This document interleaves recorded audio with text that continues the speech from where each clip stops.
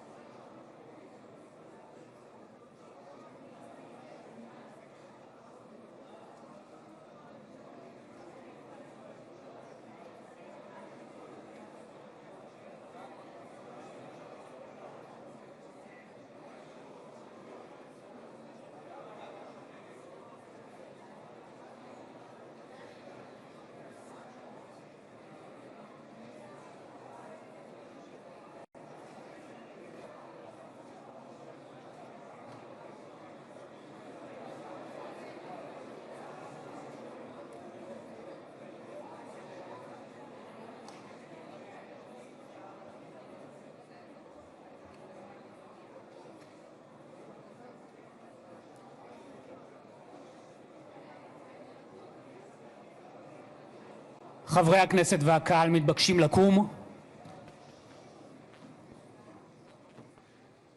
כבוד הנשיאים, כבוד ראש הממשלה וכבוד יושב ראש הכנסת.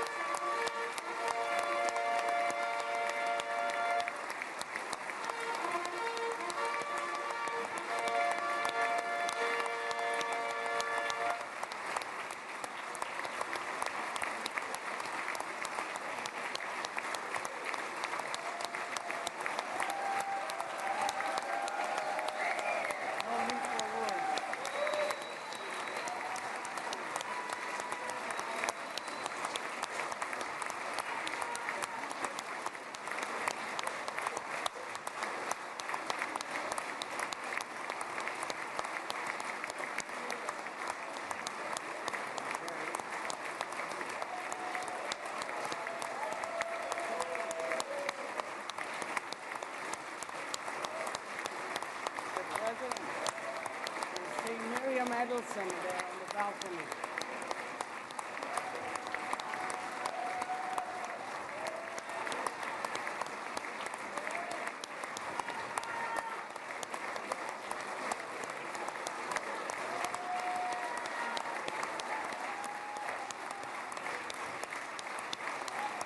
See how much they love you.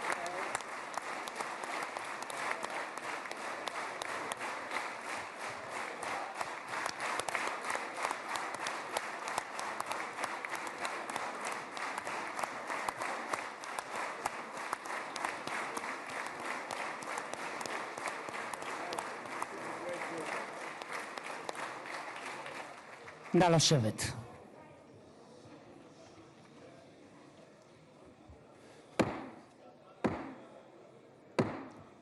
חברות וחברי הכנסת, היום יום שני, כ"א בתשרי התשפ"ו, 13 באוקטובר 2025, ואני מתכבד לפתוח את הישיבה המיוחדת של הכנסת לכבוד נשיא ארצות הברית של אמריקה, מר דונלד ג'יי טראמפ.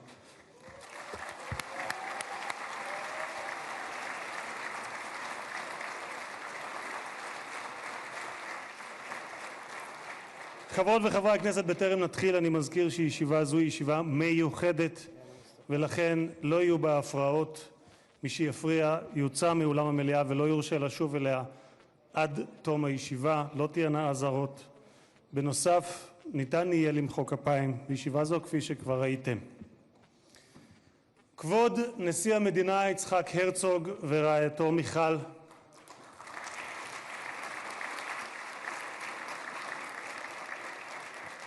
כבוד ראש הממשלה בנימין נתניהו ורעייתו שרה,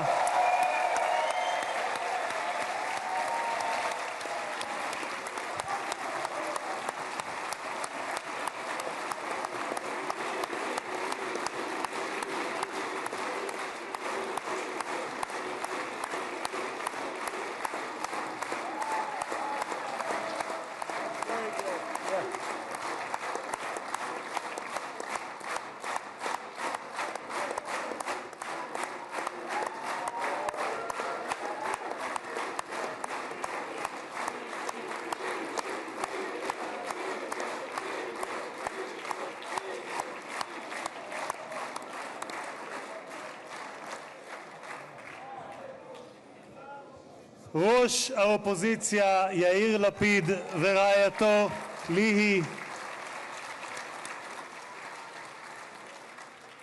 שרים וחברי הכנסת, special recognition to Minister Ron Dermer, who led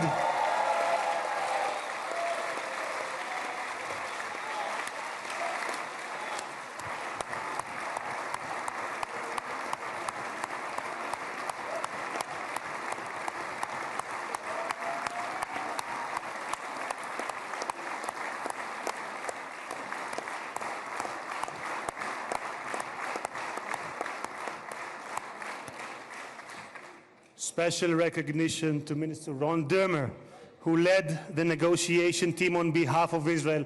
Thank you, Ron. Secretary of State Marco Rubio,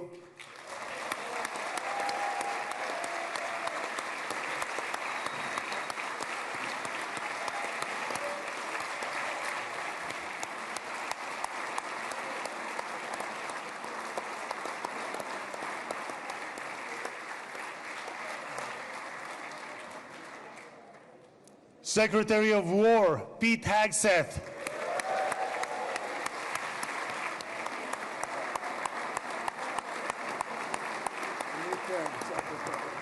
Secretary of War, I like it. I love it. Chairman of the Joint Chiefs of Staff General Dan Kane,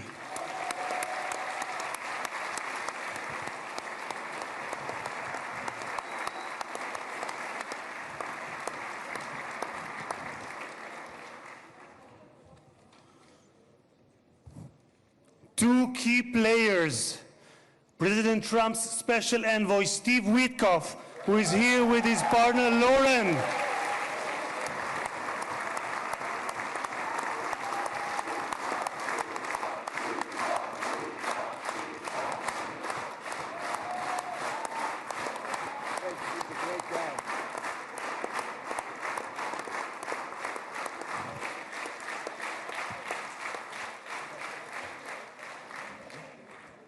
and Jared Kushner, who is here with his wife Ivanka.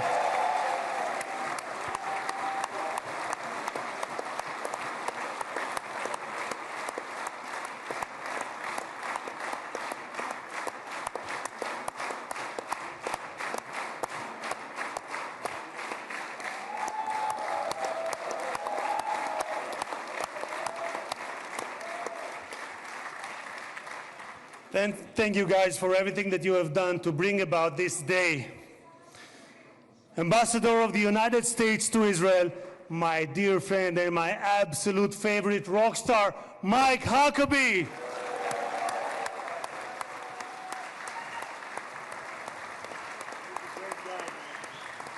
we have Janet? I don't see Janet. Janet's not in. Janet's not here. Okay. Okay. שגריר ישראל בארצות הברית, יחיאל לייטר.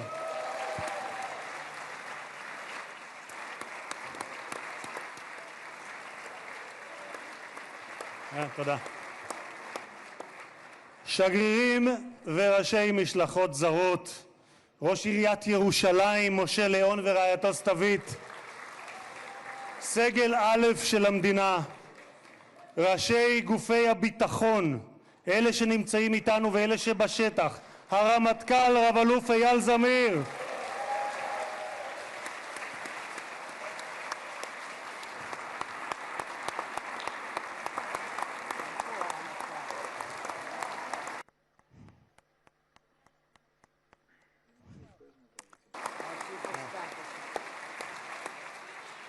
המפכ"ל רב ניצב דניאל לוי,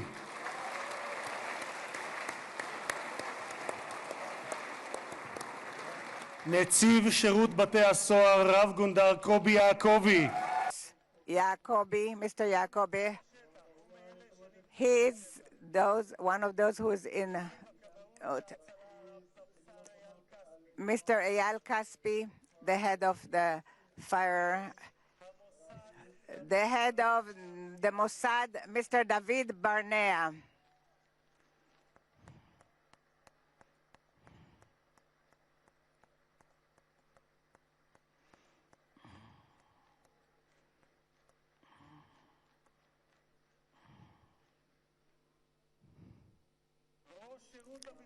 The head of the General Zini, the head of the General Security.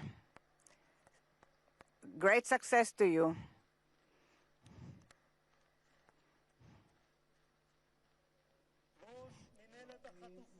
The head, Mr. Gal Hirsch, the head of the headquarters for the abductees.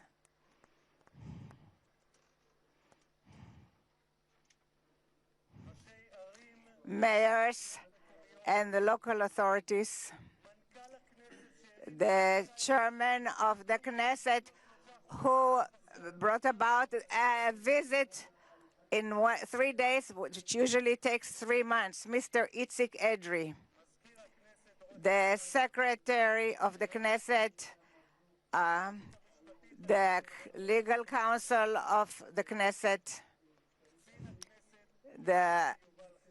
and the head of the Knesset, members of the management of the Knesset, families of the bereaved, families of the abductees.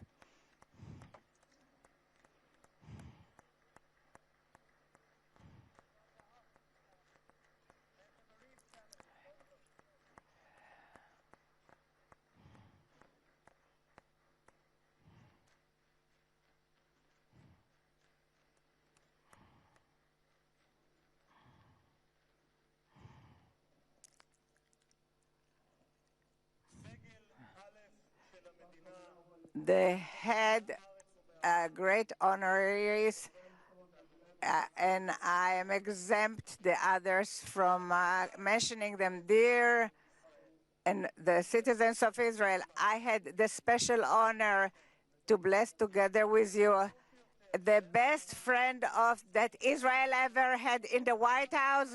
Welcome to Israel. Welcome to the Knesset, the President Donald J. Trump.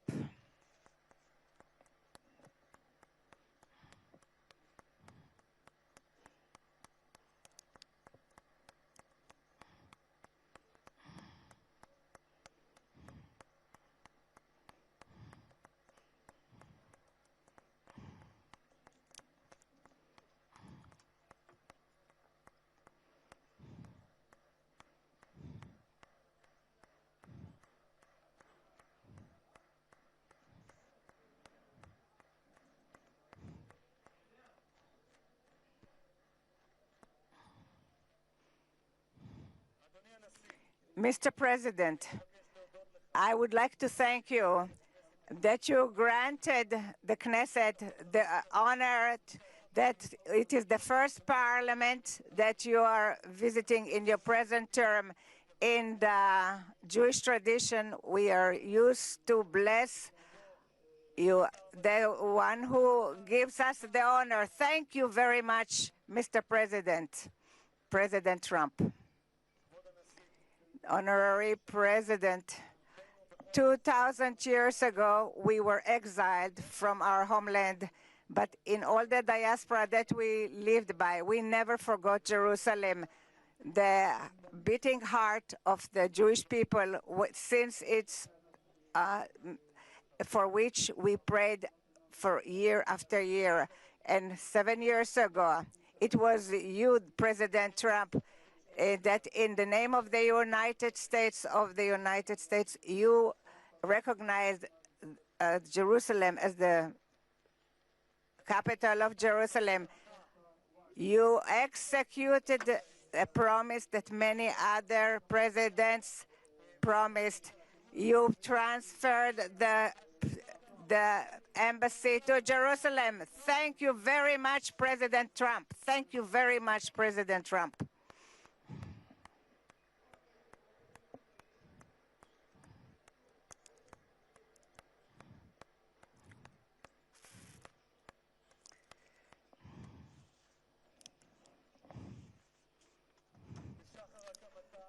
In the dawn of its establishment, Israel was forced to fight, but it always extended its hand to peace.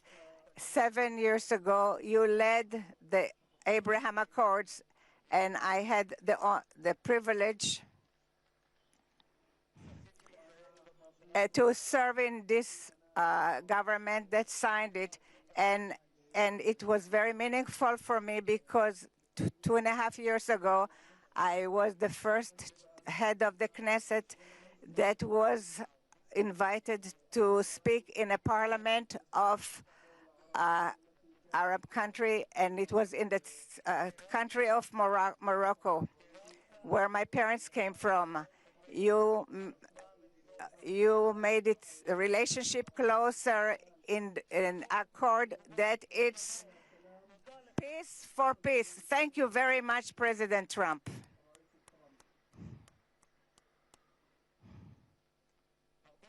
Many years before your first term, already in 2011, you identified this danger of nuclear Iran. Our nation's national security interests. We can't allow Iran to go nuclear. איום על ארצות הברית משמעו איום על העולם החופשי כולו. העקבית ששמה את Your continued that you put America first, but not alone, but not America alone. Do you brought with you to the White House in your 2 terms 4 months ago, after Prime Minister started Rising Lion, you started the Midnight Hammer, which was a very brave action that there was nothing like it until you arrived at the White House.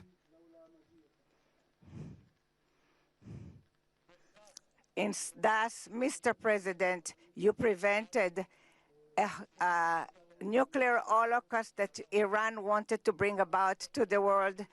A country in its parliament, its elected officials cry death to America and death to Israel. And today we can say to the Ayatollahs, rule in Iran will not have nuclear power. Thank you, President Trump.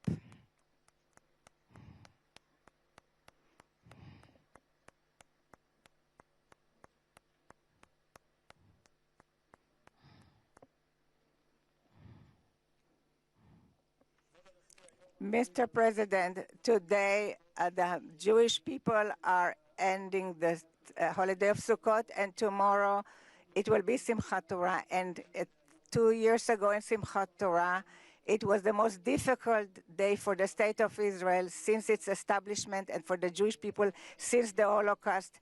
Many times I came with many visitors to the area of the slaughter, and I saw the horrors.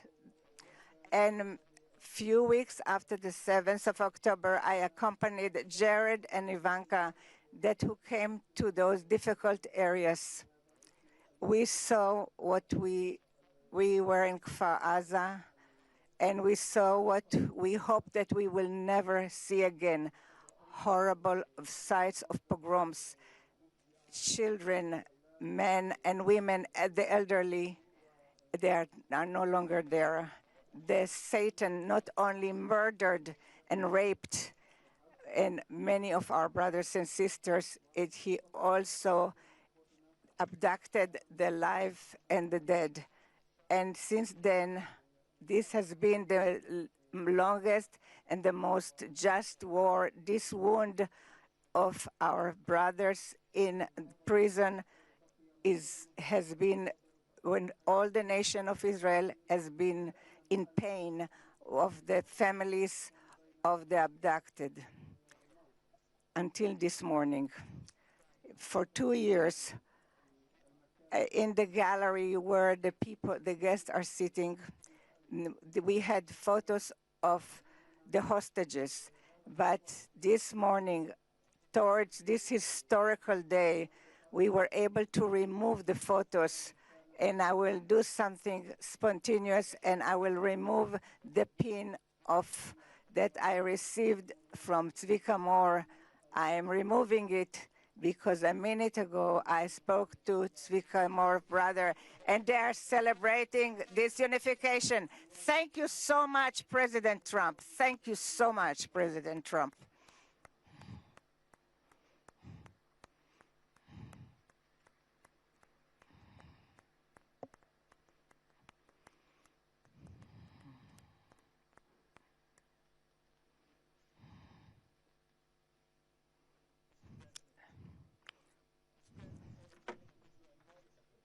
Other American president, but as a giant of Jewish history, one for whom we must look back 2.5 millennia into the mists of time to find a parallel, Cyrus the Great. You, President Donald J. Trump, are a colossus who will be enshrined in the pantheon of history. Thousands of years from now, Mr. President, the Jewish people will remember you. We are a nation that remembers. Far from being a local struggle, what we are witnessing is a global struggle, a global battle between the forces of extremism, radicalism, and fundamentalism, and those of freedom, liberty, and democracy. What the world needs now is not appeasers who feed the crocodile in the hope that they will be eaten last, like the kind we have seen recently at the UN General Assembly. And by the way, President Trump, your team has checked the teleprompter. It is working beautifully. What the world needs now are more leaders who are brave, resolute, strong, and bold. The world needs more Trumps.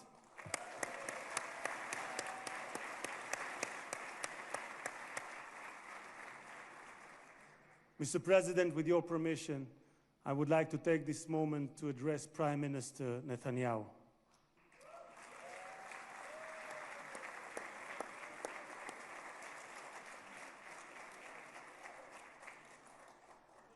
ראש הממשלה, תודה, ראש הממשלה עמד... Mr. Prime Minister, the last few years, you faced great pressures. Steve Witkoff, the special envoy that fought along with you to return the hostages, said about you, the most difficult work was that of the Prime Minister. It was the Prime Minister who had to take hard decisions, how much we have to be hard towards Hamas and when we have to be more moderate. But the truth now that looking backwards, we wouldn't have reached this point if the Prime Minister Netanyahu wouldn't have acted the way he acted.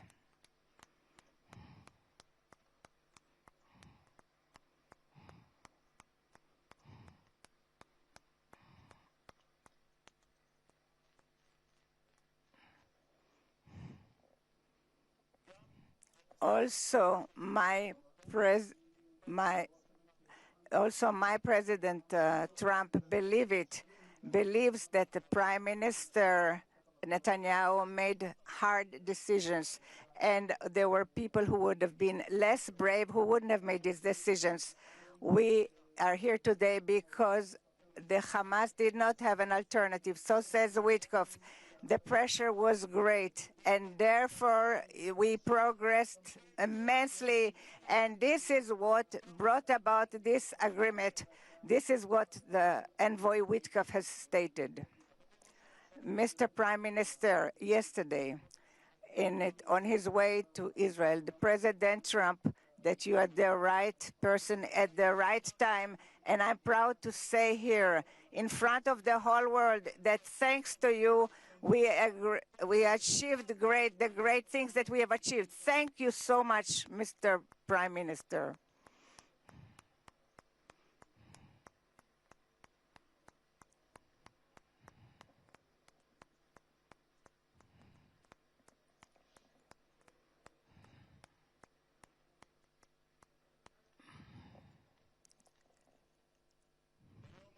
This day, today, and we will thank from the depths of our heart to the brave soldiers of the IDF, of the Israeli Defense Forces,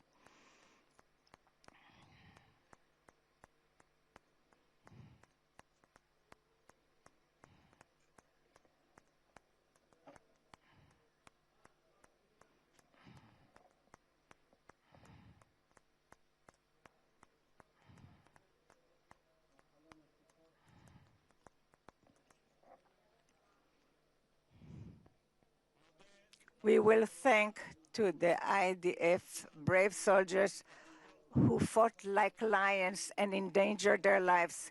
in order to protect the state of Israel. Many of them sacrificed their lives for the country that bows its head. Their blood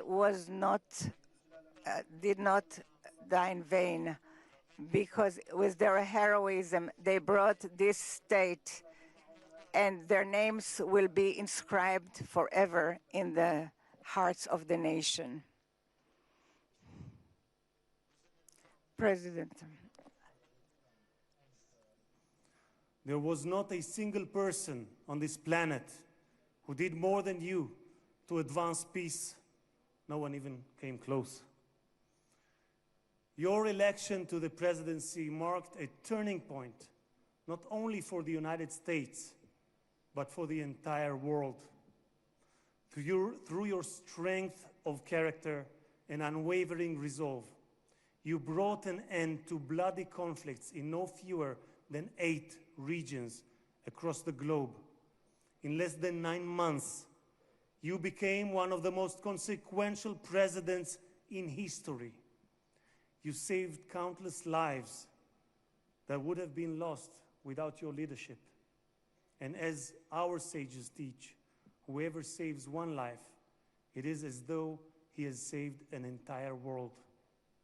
You have proven that true peace is achieved through strength, and that only those who are prepared to use force in the present can prevent the need to use it in the future. Mr.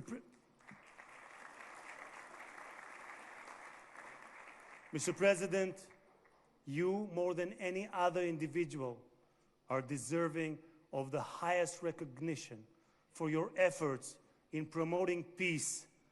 Therefore, I hereby announce that together with our good friend, Speaker of the House, Mike Johnson, we will rally speakers and presidents of parliaments from around the world to submit your candidacy for the Nobel Prize, Peace Prize next year.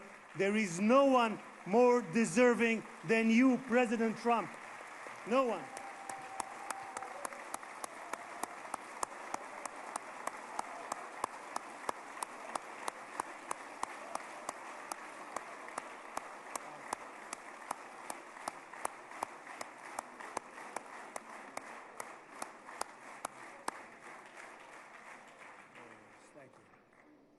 אדוני הנשיא, אנחנו ניצבים בפני ההיסטוריה ברגע... Mr. President, we are confronting history. It is a very exciting day for the citizens of Israel, a day that we all wished for. In the Jeremiah, it says that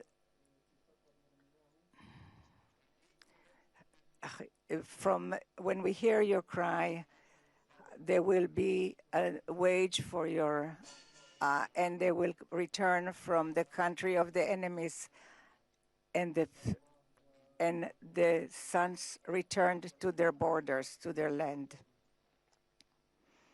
The book of Jeremiah. I want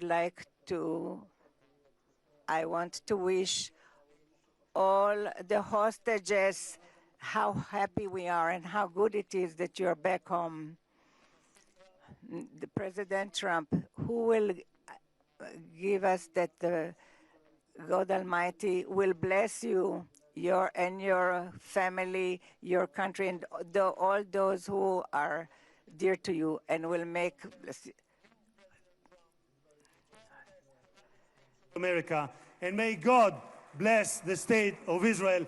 תודה רבה וחג שמח.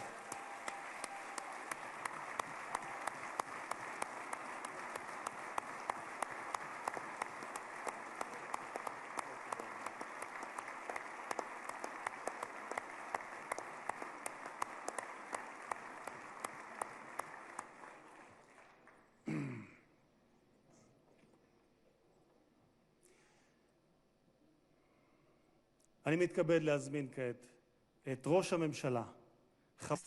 I'm inviting now Mr. Benjamin Netanyahu, the Prime Minister, to say a few words.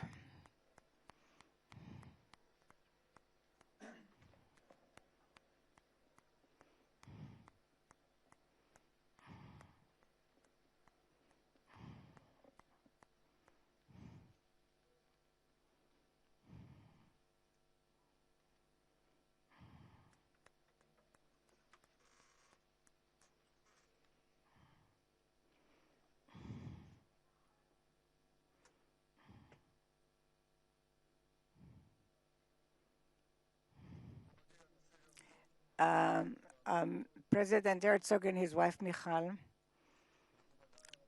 and the great honorary guests, and headed by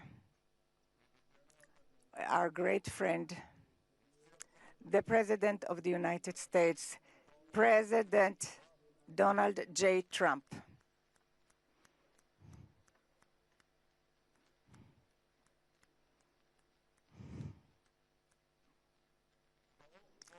Welcome to Jerusalem, our eternal capital. Welcome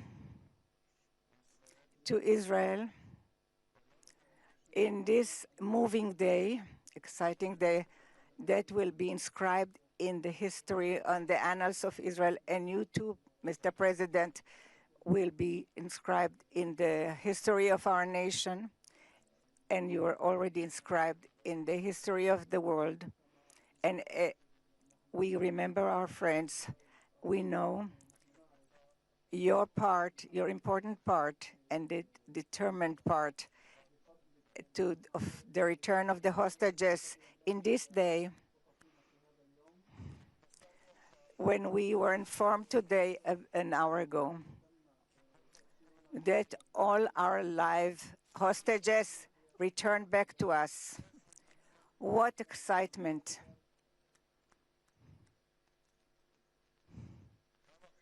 How long we've waited for this moment, and we have committed to return everyone. And I want to thank you personally and on behalf of the whole nation. Thank you, Mr. President, President Trump. Thank you, Mr. President.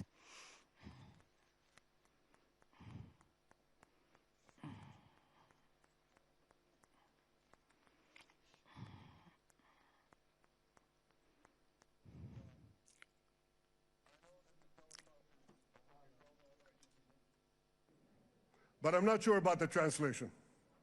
So I'll say words in English. President Trump, the Knesset welcomes you and your distinguished delegation to Jerusalem, our eternal capital. This is your first visit to Israel since you recognize Jerusalem as our capital and moved the embassy here. Thank you, President Trump, for that.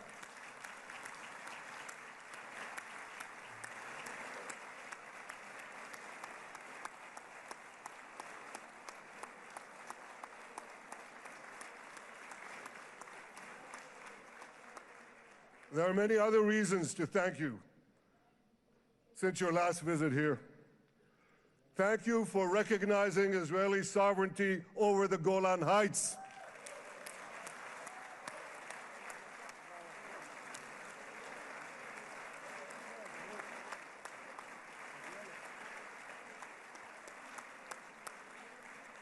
Thank you for standing up to the lies against Israel in the United Nations.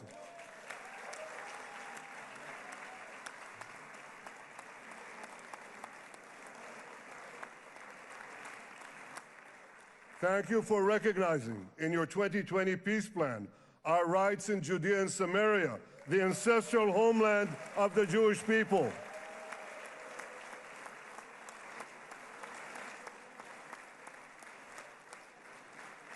Thank you for brokering the historic Abraham Accords.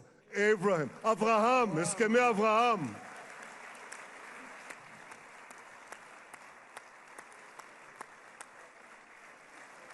Thank you for withdrawing from the disastrous Iran nuclear deal.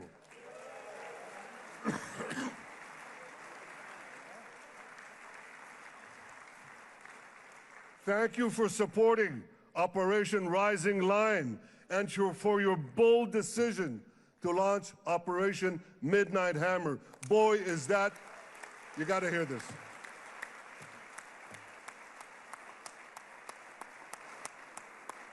This is the most fitting name ever named for a military operation, because a little after midnight, you really hammered them.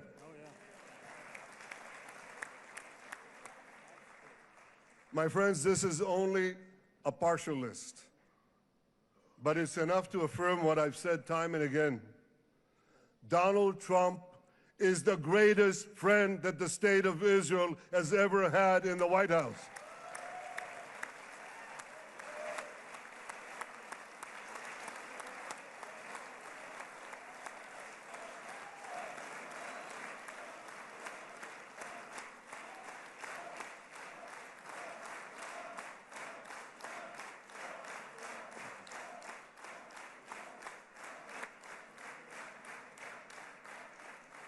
No American president has ever done more for Israel. And as I said in Washington, it ain't even close. It's really not a match. Mr. President, today we welcome you here to thank you for your pivotal leadership in putting forward a proposal that got the backing of almost the entire world. A proposal that brings all our hostages home.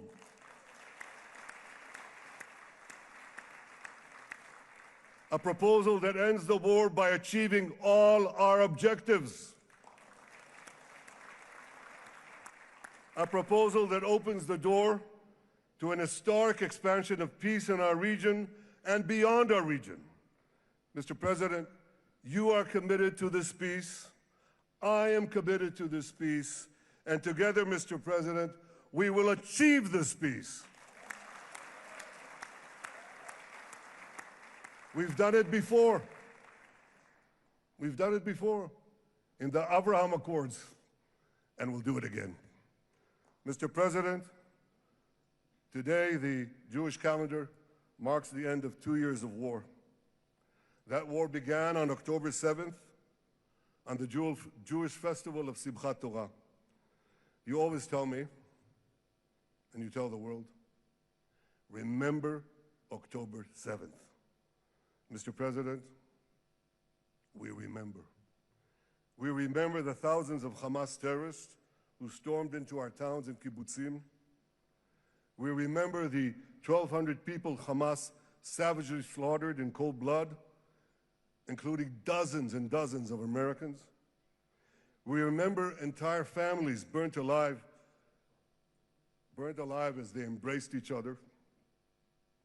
We remember the beautiful young Israelis brutally gunned down at the Nova Music Festival. We remember the hundreds of our citizens who were dragged into the dungeons of Gaza, including 12 Americans, men and women, young and old, babies, and elderly Holocaust survivors.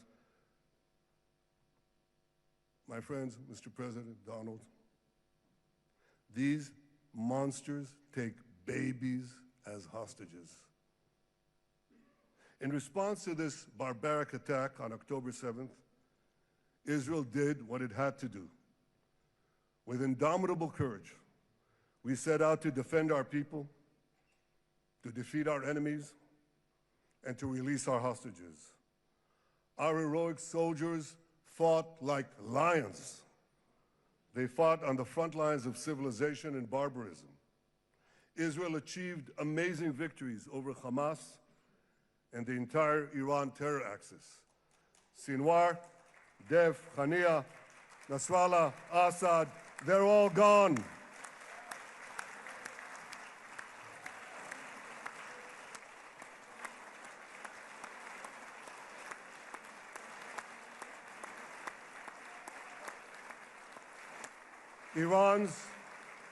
Iran's nuclear weapons and ballistic missile program, with your enormous help, Mr. President, rolled back. Half the Houthi leadership wiped out. But the price of this victory, the price of these victories, has been heavy. Nearly 2,000 of Israel's finest were lost, nearly half in battle. They left behind parents, spouses, siblings, and children. Their love and laughter, their promise and potential were lost forever. To the families of our fallen fighters, many of them are here, I say, I know the depth of your pain. I know the inconsolable grief that will accompany you for the rest of your lives. The State of Israel bows its head in eternal gratitude to our fallen heroes. Because of these heroes, our nation will survive. Because of these heroes, our nations will thrive. And because of these heroes, our nation will have peace. Mr. President, thousands of our brave soldiers were also wounded, suffering terrible blows to body and soul. Brave soldiers like Ari Spitz. Ari is an American. Ari is an American Israeli who was injured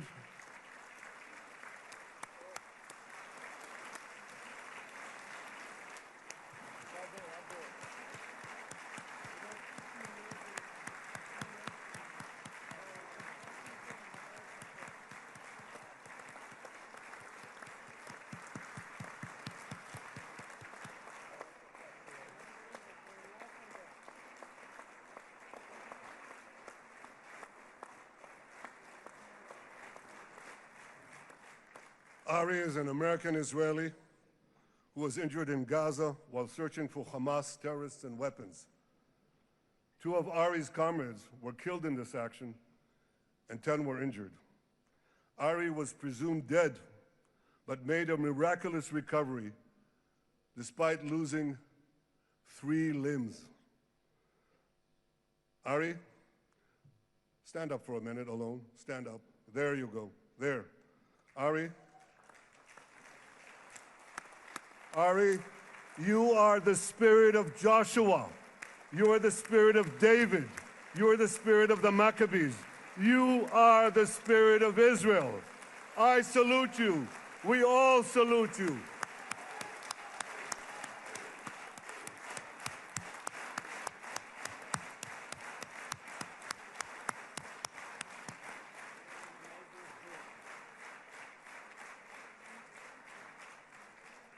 Sabine Tassa of Kibbutz Netiv HaAsara is watching us today from the Israeli consulate in Los Angeles. Sabine lost her husband and her oldest son on October 7th. She is the mother of 3 other boys.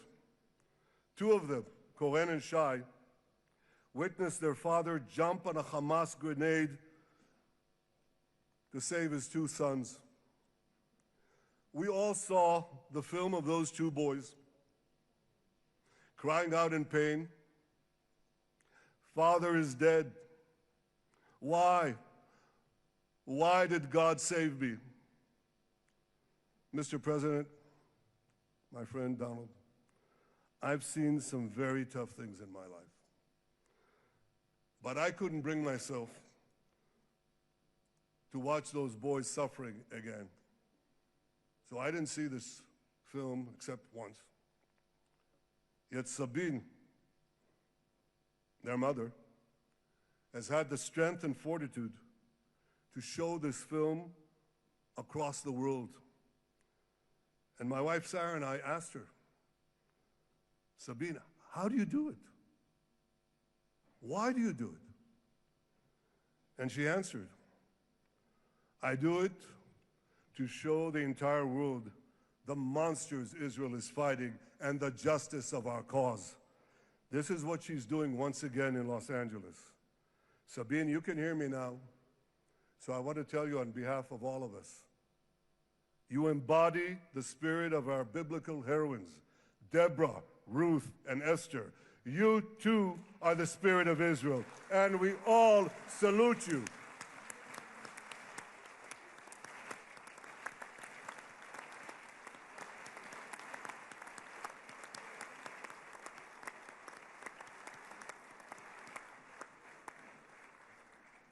Mr. President, you asked me on our many conversations during the 12-day war with Iran, you asked me, how are the people holding up? And I said to you, our people are strong. Israelis are a nation of lions with unlimited resolve to defend our country and secure our future. The people give strength to our soldiers, and the people give strength to me and to my colleagues. The Jewish people have risen from the ashes time and again, but when we formed the State of Israel and the Army of Israel, we pledged never again would be defenseless against our enemies. And that resolute strength not only assures our survival, it assures our future, it assures peace. We have paid a high price for this war, but our enemies now understand just how powerful and just how determined Israel is. They understand that attacking Israel on October 7th was a catastrophic mistake. They understand that Israel is strong and that Israel is here to stay. And this, Mr. President, is the indispensable foundation of peace. Peace through strength. Ladies and gentlemen, this is a momentous day, a day of great joy as the remaining hostages come home. My wife Sarah and I have met with the hostage families many times. There were no words to describe their agony, only tears of bottomless sorrow and unimaginable pain. At the beginning of the war, I promised to bring all the hostages home.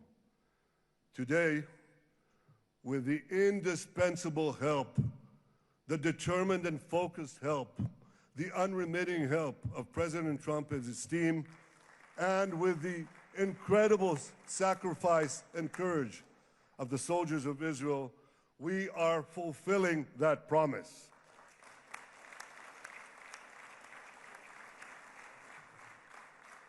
It has been a long journey to get here. In the first week of the war, our brave soldiers put military pressure on Hamas, and the international community put diplomatic pressure on them. This enabled us to secure the release of over 100 hostages. In heroic rescue attempts behind enemy lines, Israel's special forces rescued 8 live hostages and brought back the remains of dozens more. But as time went on, we all know what happened. The diplomatic pressure was turned on its head. More and more governments bought into Hamas's false propaganda.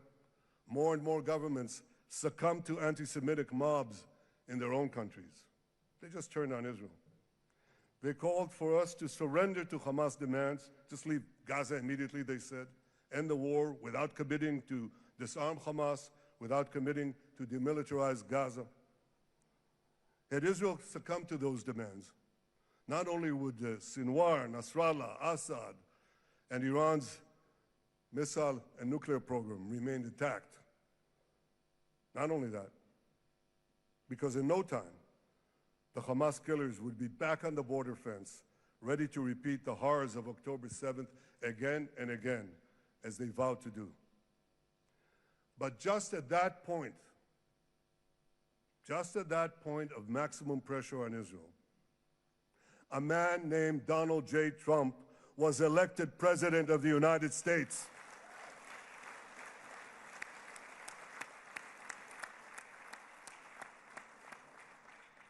And ladies and gentlemen, overnight,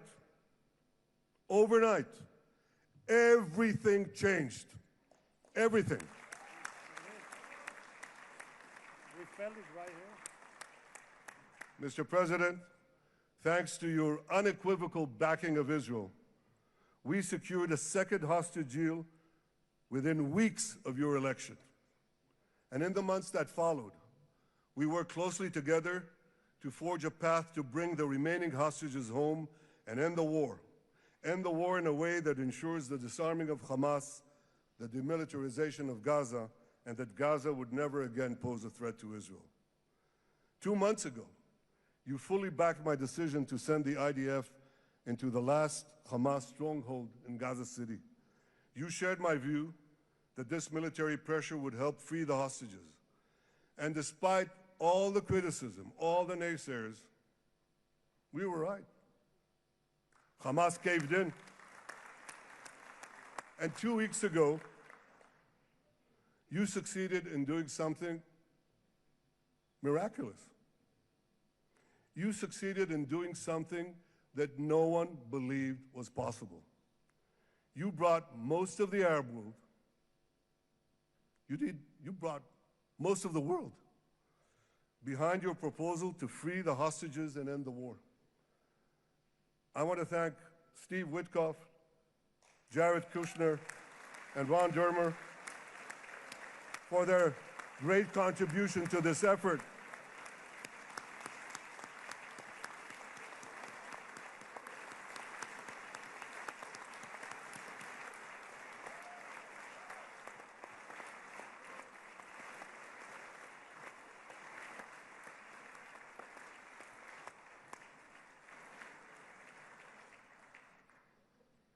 And I want to thank our negotiating team.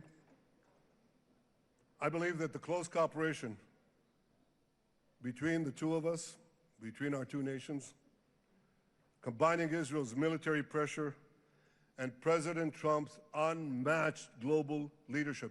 I have to tell you, I've seen a lot of American presidents. I've seen them all in the time that I've been here, and I've been here quite a lot of time. I've never seen anyone move the world so quickly, so decisively, so resolutely as our friend President Donald J. Trump.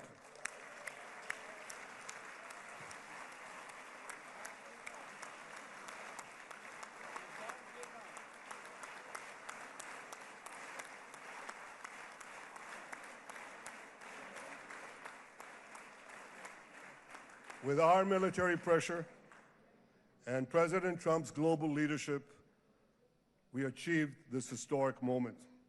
It's a moment of indescribable joy as our nation embraces our sons who are coming home. Mr. President, this week,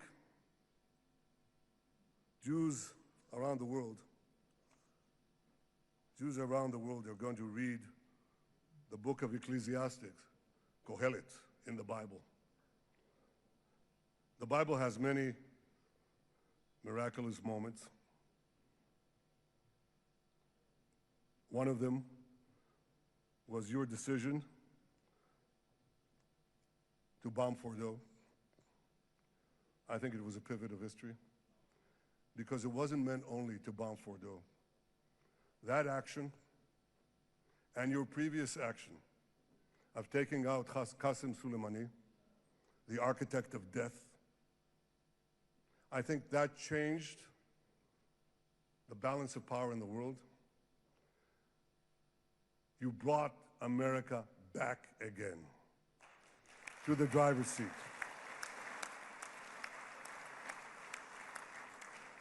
Now, I said that we're going to read this week the book of Ecclesiastes. It's not a book of action. It's a book of meditations, of thought, a perspective on life and on death. And in this book, we read the immortal words of King Solomon. To everything there is a season, and a time for every matter under heaven. Et milchama ve'et shalom. A time for peace and a time for war. The last 2 years have been a time of war. The coming years will hopefully be a time for peace.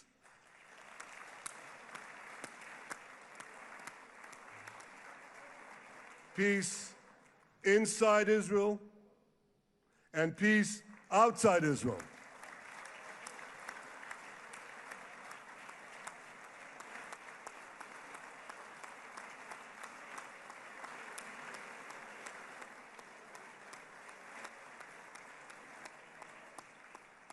I look forward to continuing marching with you on the path we paved together with the Abraham Accords. Under your leadership, we can forge new peace treaties with Arab countries in the region and Muslim countries beyond the region. Abraham's children will work together to build a better future, a future that will unite civilization against barbarism, light against darkness, and hope against despair.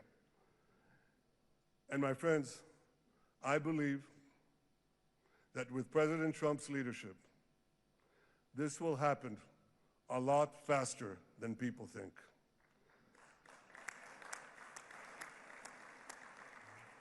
As Prime Minister of Israel, I extend my hand to hold those who seek peace with us. No one wants peace more than the people of Israel. Israel will always remain vigilant in defending itself, and Israel will always remain full of hope. Hope is our national anthem. Hope is our creed. Hope is our strength. It is time, my friends, to realize that hope and expand the circle of peace. Mr. President, thank you for all you have done for us. I have submitted your nomination to be the first non-Israeli recipient of the Israel Prize, Israel's highest award. As to that other prize, just a question of time, you'll get it. But I want you to get the Israel Prize, our highest award, to our greatest friend.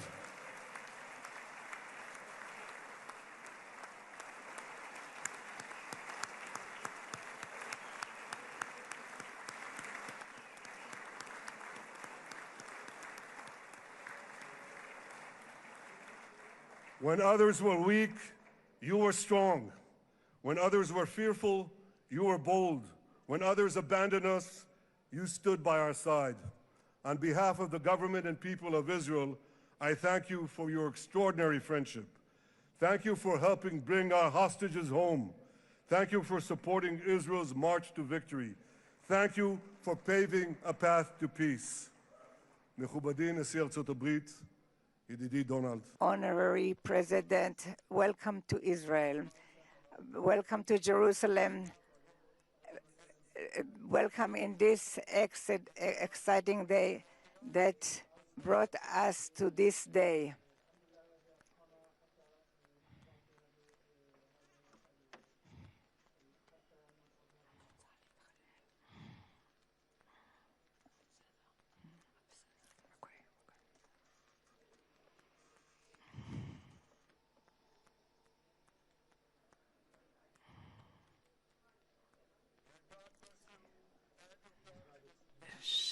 May God bless America, may God bless Israel, and may God bless the covenant between our two promised lands. Thank you, Mr. President.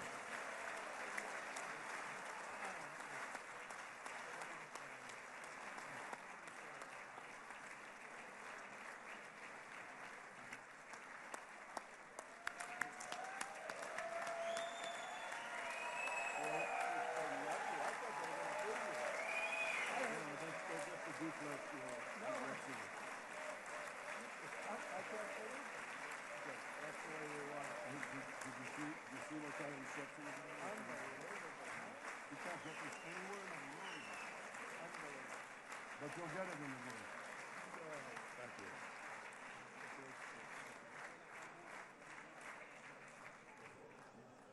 The president. Where?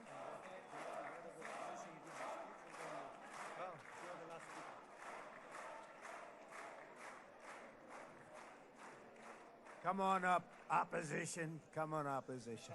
Yeah, okay.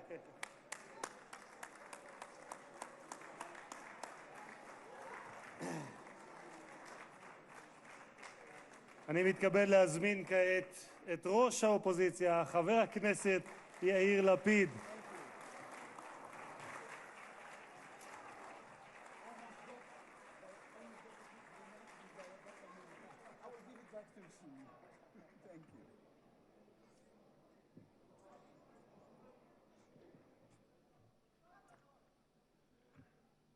Mr. Speaker, members of Knesset, ministers, President Herzog, Prime Minister Netanyahu, distinguished guests, Your Excellency, President Trump.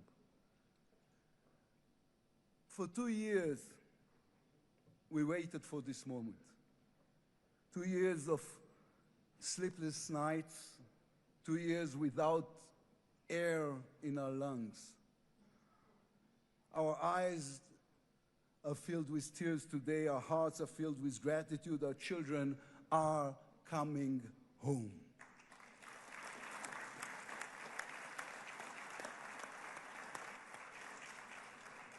In the Babylonian Talmud, a sacred book of the Jewish people, it is written, whoever destroys one life, it is as though he destroyed an entire world, and whoever saves one life, it is though as he has saved an entire world. Mr. President, you have saved the lives of our hostages.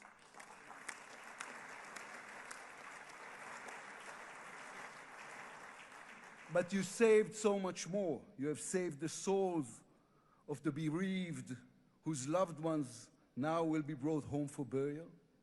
You have saved thousands of soldiers who will now not fall in battle.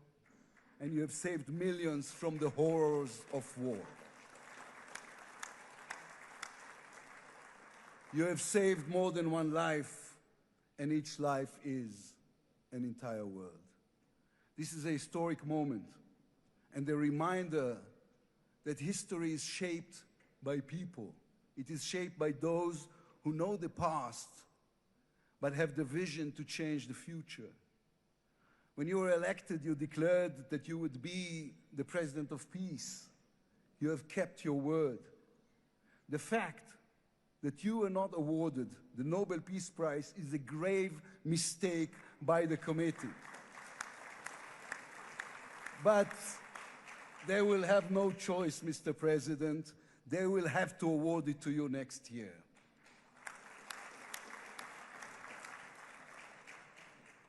Peace will not come by waiting.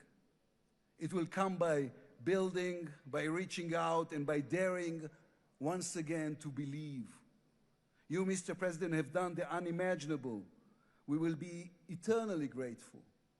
But we also need to take responsibility. The destiny of Israel will always be written by the people of Israel. We must now prove ourselves worthy of what has been achieved.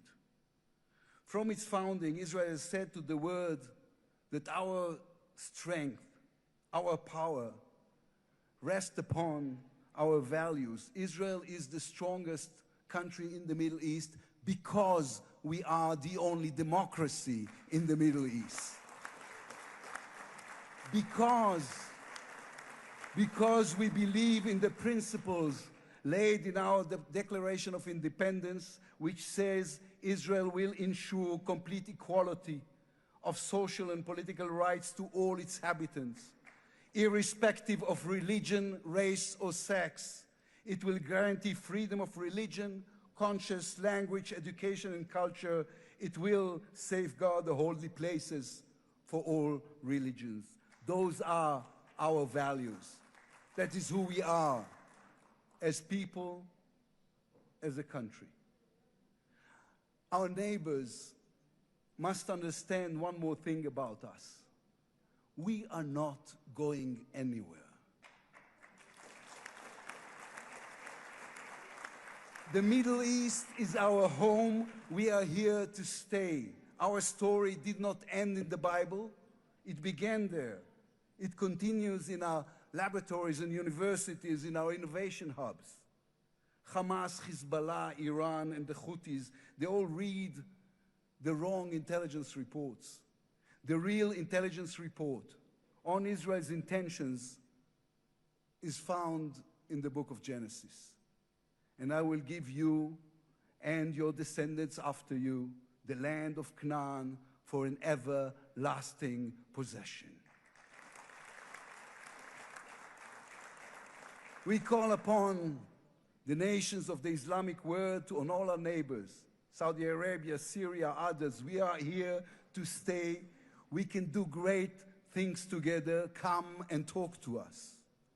Mr. President, You are the one who can make it happen as you did with the historic Abraham Accords. Then too, no one believed it was possible. Then too, you imposed your vision on everyone. While others spoke of difficulties, you created opportunity. You can be the one to bring the next wave of peace. The people of Israel support this. They want this. We are ready. And you can later today in Egypt with your unbelievably talented team, my friends, Steve Witkoff, Jared Kushner, Marco Rubio, Pete Hegseth, forge a regional alliance that will change not only the Middle East, but the entire world. After 2 years of war, the peoples of this region should look around and ask themselves, whose situation is better? Those who chose the path of peace or those who chose the path of war? Those who invested in their people, in the education of their children, in science and education and technology, or those who invested in hate and in violence? From here I say to all those who demonstrated against Israel these past 2 years, on the streets of London and Rome, in Paris and in Columbia University. I do not represent the government. As you know, I am the leader of the opposition. And I tell you, then, you were deceived. You were deceived. Propaganda experts, funded by terror money, manipulated you. Now that the war has stopped, you have time and a chance to go and learn the facts. The truth is, there was no genocide, no intentional starvation.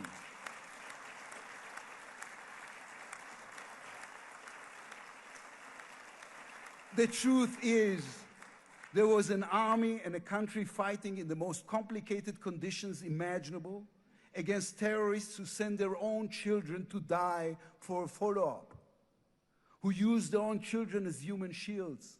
The truth is that a democratic state was attacked by a fanatical terrorist organization. 1,200 people were killed in one day, women were raped, babies were burned alive. And all that, on all the while, they played with your minds, selling you the absurd idea that supporting Islamic terror is somehow a liberal value. There is good and evil in this world. When you stand with Hamas, you stand with evil. When you stand with Hezbollah, you stand with evil. When you stand with the Iranian regime, you stand with evil. When you stand with Israel, you stand on the side of justice.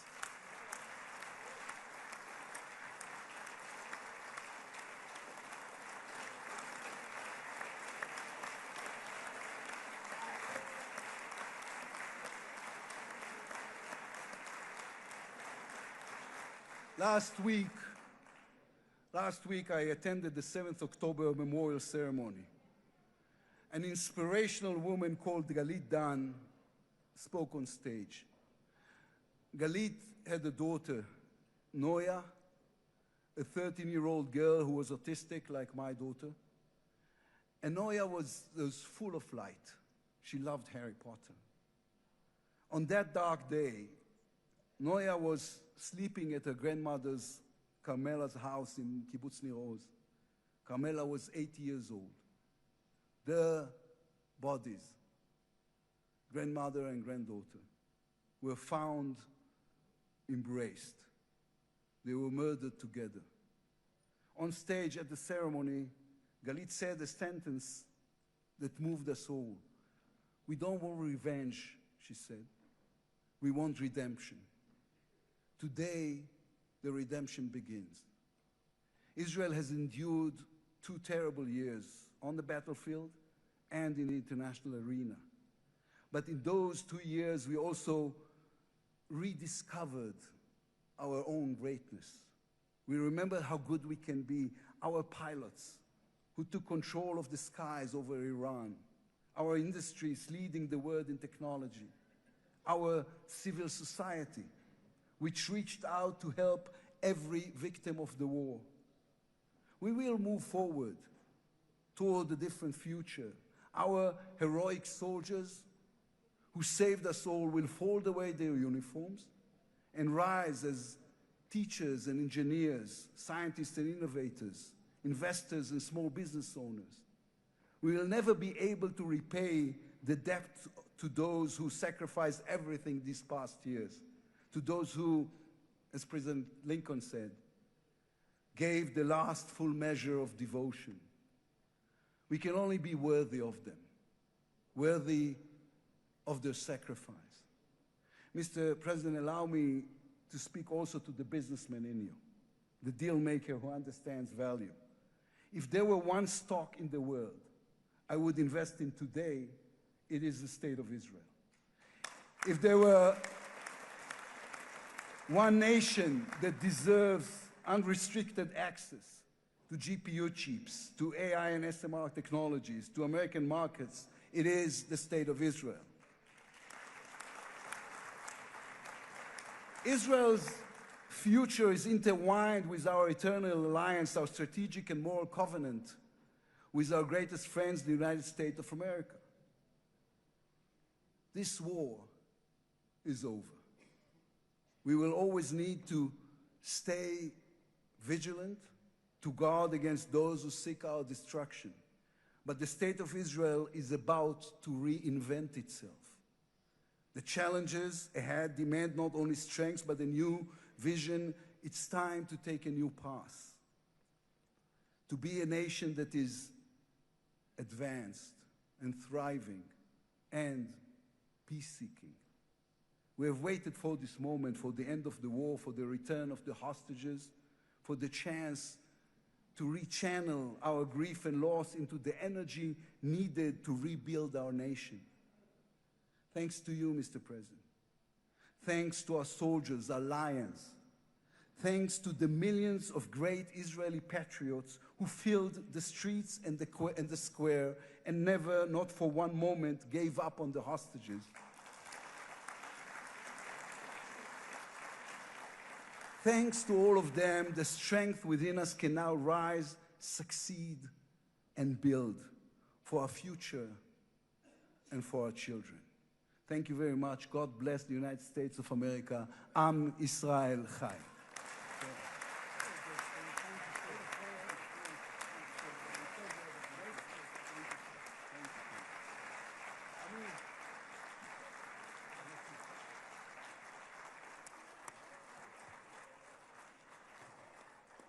אני מודה לראש האופוזיציה, I would like to thank the head of the opposition, members of the Knesset,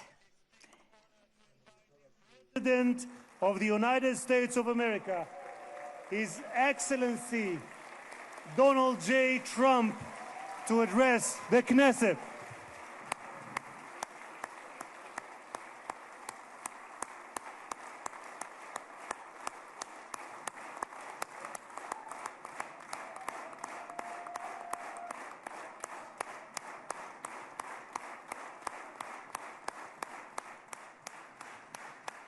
Thank you very much. Thank you. Thank you very much, everybody. It's a great honor. Nice place. Very nice place. Mr. President, Mr. Prime Minister, Mr. Speaker, esteemed members of the Knesset and cherished citizens of Israel, we gather on a day of profound joy, of soaring hope, of renewed faith, and above all, a day to give our deepest thanks to the Almighty God of Abraham, Isaac, and Jacob.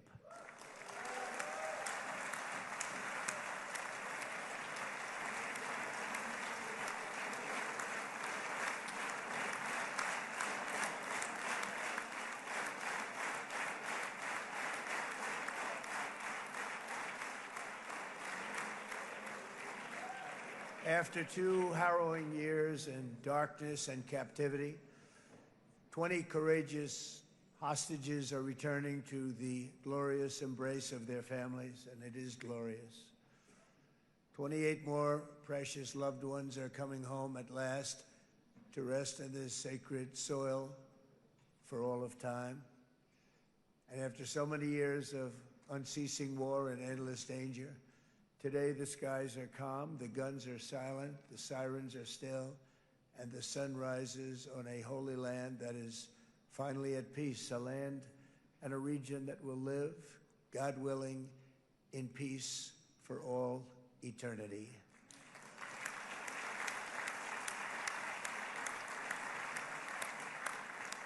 This is not only the end of a war, this is the end of an age of terror and death and the beginning of the age of faith and hope and of God. It's the start of a grand concord and lasting harmony for Israel and all the nations of what will soon be a truly magnificent region. I believe that so strongly. This is the historic dawn of a new Middle East. I want to express my gratitude to a man of exceptional courage and patriotism whose partnership did so much to make this momentous day possible. You know who I'm talking about. There's only one, Prime Minister Benjamin Netanyahu. Bibi, please stand up.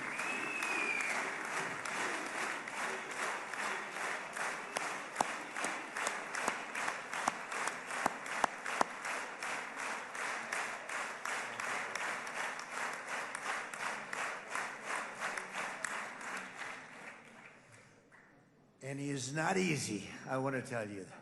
He's not the easiest guy to deal with, but that's what makes him great. That's what makes him great.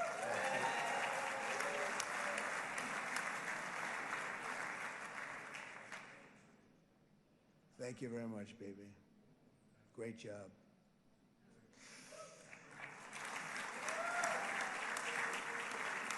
And let me also convey my tremendous appreciation for all of the nations of the Arab and Muslim world that came together to press Hamas to set the hostages free and to send them home. We had a lot of help. We had a lot of help from a lot of people that you wouldn't suspect, and I want to thank them very much for that.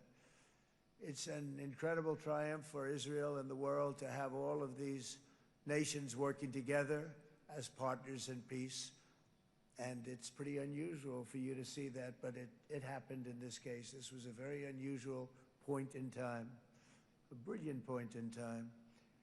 Generations from now, this will be remembered as the moment that everything began to change, and change very much for the better.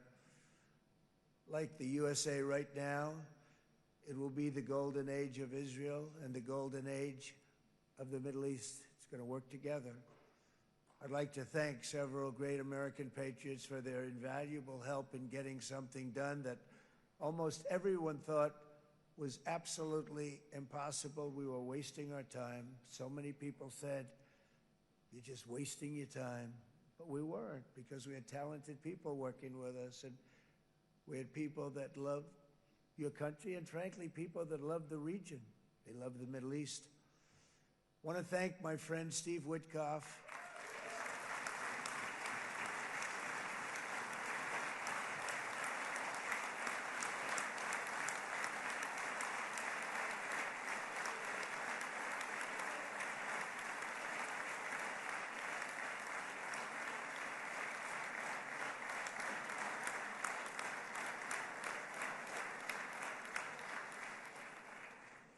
You know, Steve was chosen by me. He never did this before, but I knew him as a few things. He was a great businessman, but I know a lot of great businessmen, to be honest with you. He had tremendous negotiating skills, but I know a lot of people that negotiate pretty well, although it is an art. But there are people that can negotiate pretty well. But most importantly with Steve, he's just a great guy. Everybody loved him. Everybody. I mean, I know some negotiators that are so good, but you wouldn't have had peace in the Middle East. You would be in World War III right now with some of these guys. Everybody loves Steve, and they respect him, and they somehow can relate to him. I've known him for many years, and I've seen it over and over again. להוציא את חבר הכנסת עודה, להוציא אותו מהאולם, להוציא אותו מיד, החוצה, החוצה. Please expel this Knesset member. Please expel this Knesset member. Please expel Knesset member Kasif out of the hall. Please expel him immediately.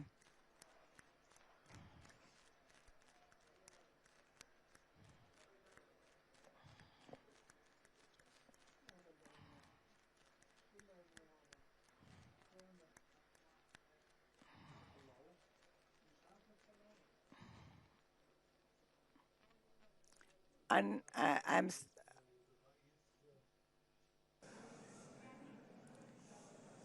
That was very efficient.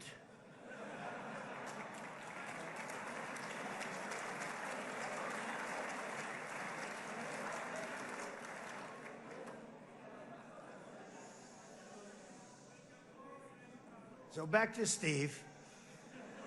He's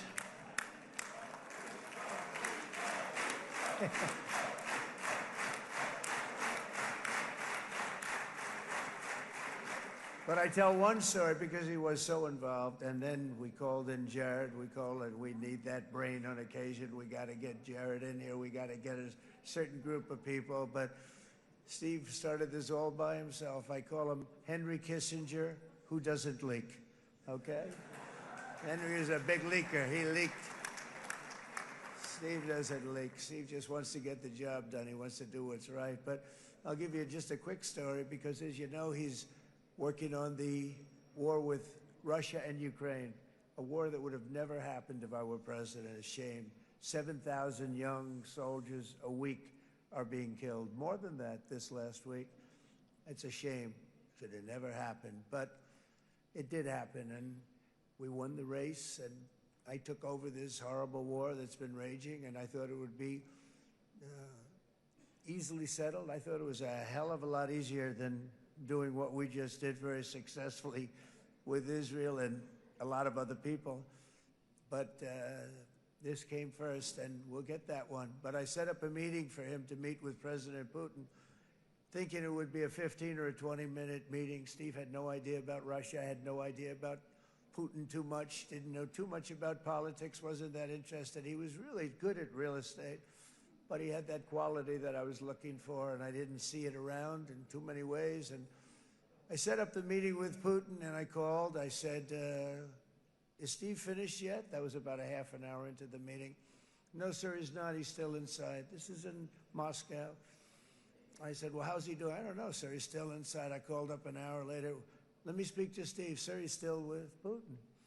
He's with President Putin. I said, wow, that's a long meeting, 1 hour. I called up an hour later, he was still with Putin. 3 hours later, he was still with Putin. 4 hours later, he started to get the word that he was going to be coming out soon. And in 5 hours, he came out. I said, what the hell were you talking about for 5 hours? And he says, just a lot of interesting things.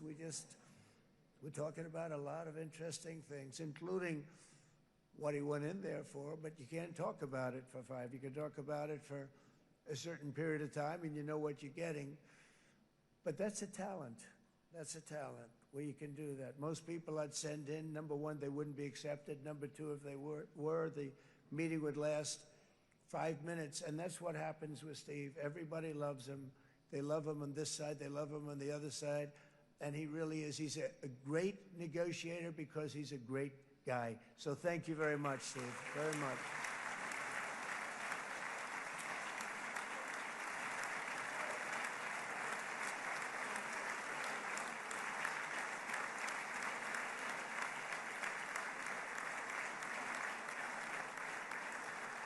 And let me also give a very special thanks to someone who truly loves Israel. In fact, loves it so much that my daughter converted. My daughter converted. I didn't know this was going to happen. And Ivanka's here.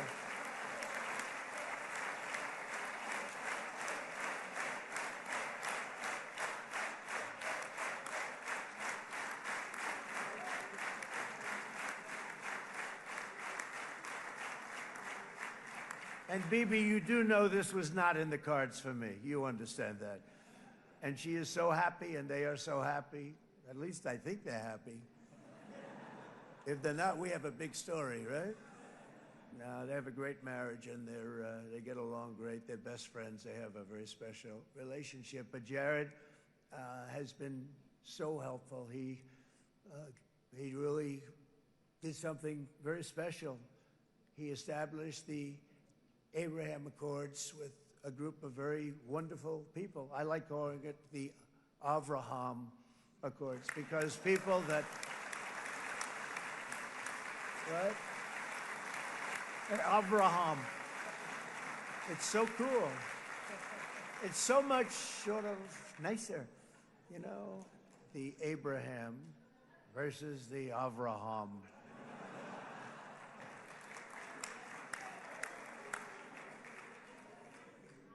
I just don't want to sound too sanctimonious when I do it, so, you know, I sort of split it up. This way we keep everybody happy. But we have some very great talent, and they have no excuses for anything that's taken place, because we had some unbelievably good people working on this. And then you're going to add a man named Marco Rubio, who is also here. That's right.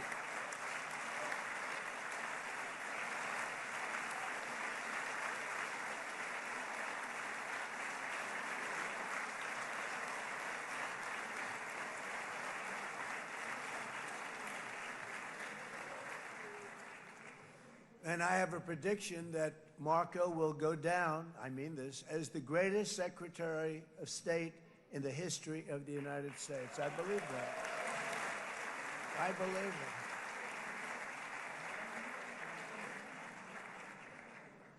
it. And he and I, you know, we really fought it out. You remember, he was tough. He was nasty.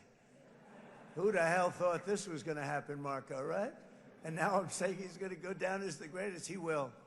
He was always smart and sharp, and people respect him.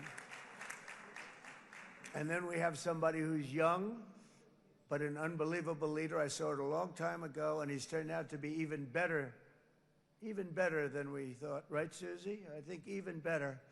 And that's Pete Hegseth, who is our Secretary of War, formerly Secretary of Defense.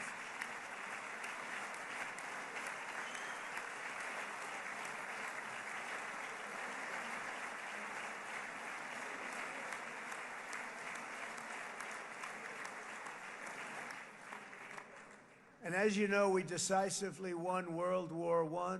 We decisively won World War II decisively. And everything in between and everything before it, we won everything. And then they had the brilliant idea of changing the name from war, you know, it was war, to defense. And with that went a certain thinking.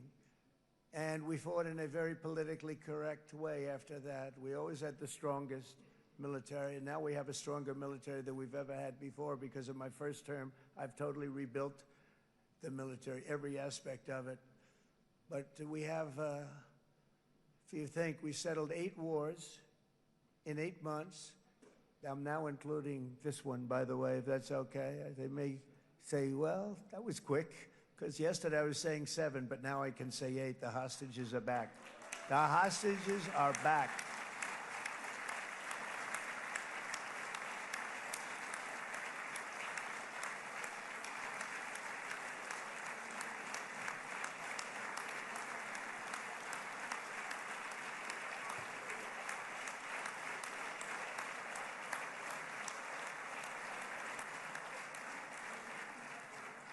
It is a good feeling. Isn't that nice to say? You know, I just said the hostage. First time I said the hostages are back. It feels so good to say it.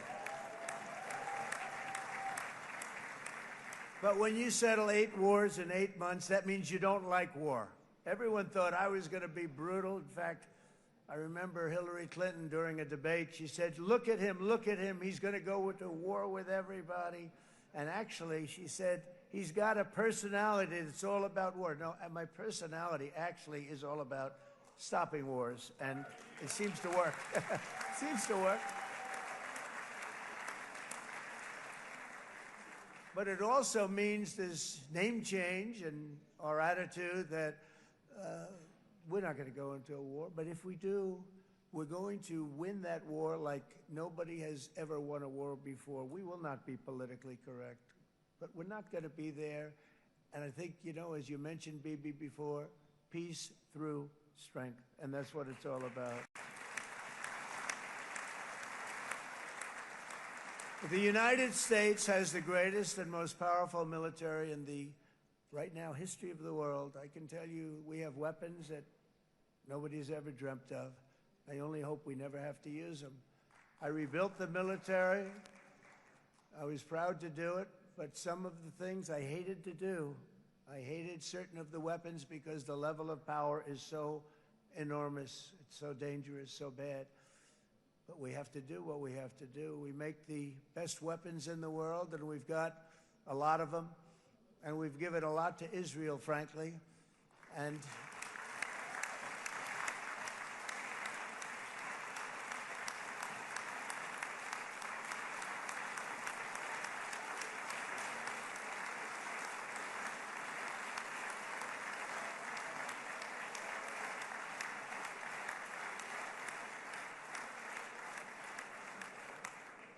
I mean, Bibi would call me so many times, can you get me this weapon, that weapon, that weapon? Some of them I never heard of, Bibi, and I made them. But we'd get them here, wouldn't we? And they are the best. They are the best. But you used them well. It also takes people that know how to use them. And you obviously used them very well. But so many that Israel became strong and powerful, which ultimately led to peace. That's what led to peace. So as we celebrate today, let us remember how this nightmare of depravity and death all began. 2 years ago, on the eve of the Simchat Torah holiday, thousands of innocent Israeli civilians were attacked by terrorists, and one of the most evil and heinous desecrations of innocent life the world has ever seen, the worst slaughter of Jews since the Holocaust. The cruelty of October 7th struck to the core of humanity itself. Nobody could believe what they were witnessing.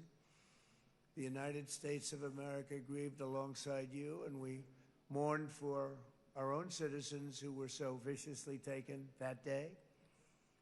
And to all the families whose lives were forever changed by the atrocities of that day, and all of the people of Israel, please know that America joins you in those two everlasting vows: never forget and never again.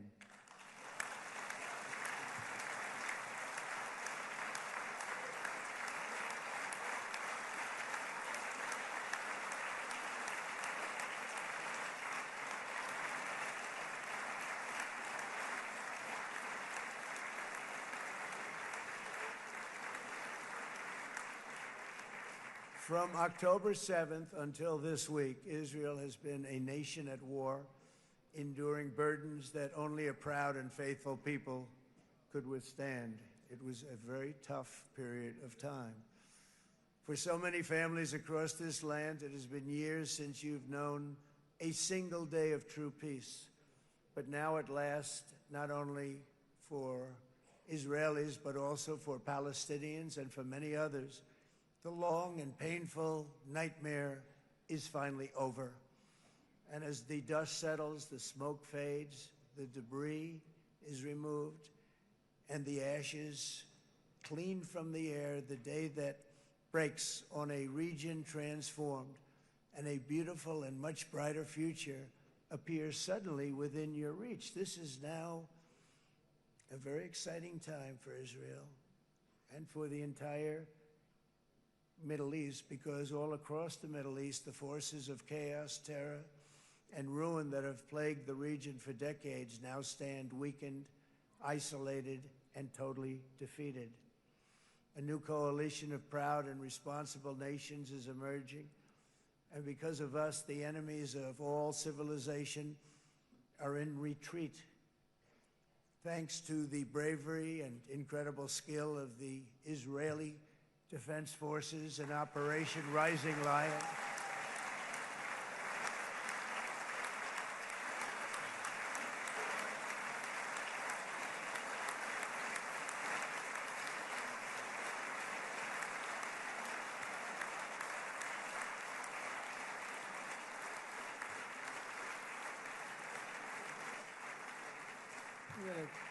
Guy's central casting. Let's put him in a movie. Look at him. Great job. And my people loved working with you. Loved it. They worked so well together. But many of Iran's top terrorists, including nuclear scientists and commanders, have been extinguished from this earth. And with Operation Midnight Hammer, boy, that's a great name for that, what we did. Last June, the United States military flew 7 of those beautiful B-2 bombers. They look so beautiful all of a sudden. They were always, I thought they were pretty planes. I had no idea they could do what they did. In fact, we just ordered 28 more of them. A little updated version. We ordered a whole pile of them. And almost 100 other planes went with them, including fighter jets. And we had 52 tankers, big, beautiful, brand new tankers that were loading them up 4 or 5 times. They've traveled 37 hours back and forth. Think of that. But we had tankers all over the sky for all the other planes. We had the F-22s, the F-35s, F-16s. We had a hell of a lot of planes.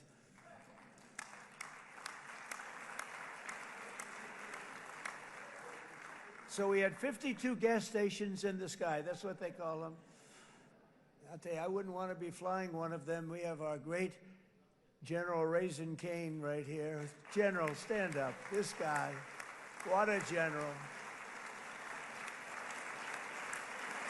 Thank you.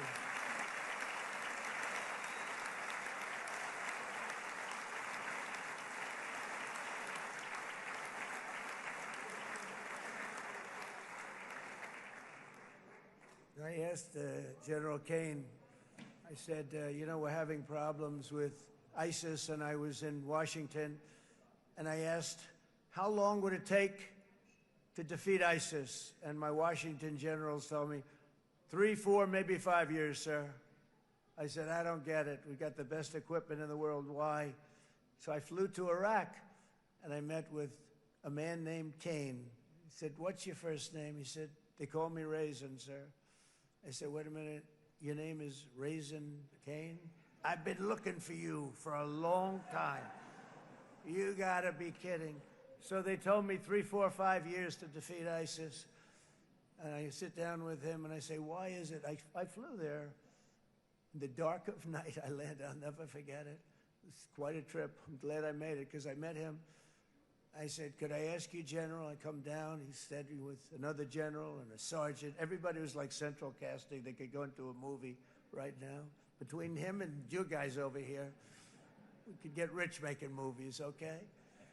And they got along so great. That's the beautiful thing, that your military and our military, Bibi, got along so great. But what I was told by the television generals in Washington, we have the best equipment in the world. Why is it taking so long? And they said, 4 years. I said, so let me ask you, Raisin, how long would it take you to defeat ISIS? Sir, we can do it in 3 weeks, but you'll probably have some time left over. I said, you gotta be kidding. What the hell are you talking about? They said 4 years. I said, well, sir, look, it's not my place to say, but you're asking me the question. What you have to do is you hit him from the west, you hit him from the north, you hit him from the south, you hit him above, you hit him below. I said, so why didn't they do it? And he didn't want to speak badly of his superiors, which is hard to believe they were his superiors. Should have been the other way around a long time ago, because he's the one that did Operation Hammer. It was flawless. It was flawless. It was absolutely flawless. And I said, so you really think you can do it in 4 weeks? Yes, sir, 100%. You have to do it differently than they were doing it. They were using one base, and it was hundreds of miles away. And he says, we have all these portable bases all over the Middle East. And they didn't want to use them because they didn't want to offend the country where the portable, they wouldn't have even known what the hell the planes were going up, right? They wouldn't have known, but he said, no, they didn't want to defend anybody, offend anybody, and but we can do it in 4 weeks. I said, you sure about that? I'm going to call you back. I'll call you back on Monday. I'm going back to Washington. But you think 4 weeks? Yes, sir, I think we can do it in 4 weeks. We'll have time left over. So I call him on Monday. I say, you think you can do it? 4 weeks. I said, go ahead and do it. He did it. I'll tell you, he did it in 4 weeks, less than 4 weeks. So, General, stand up, please. Again, this is a real general. This is not a television general. He doesn't want to go on television.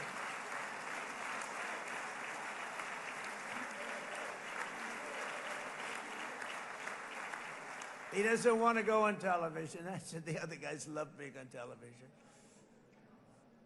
So we dropped 14 bombs on Iran's key nuclear facilities, totally, as I said originally, obliterating them.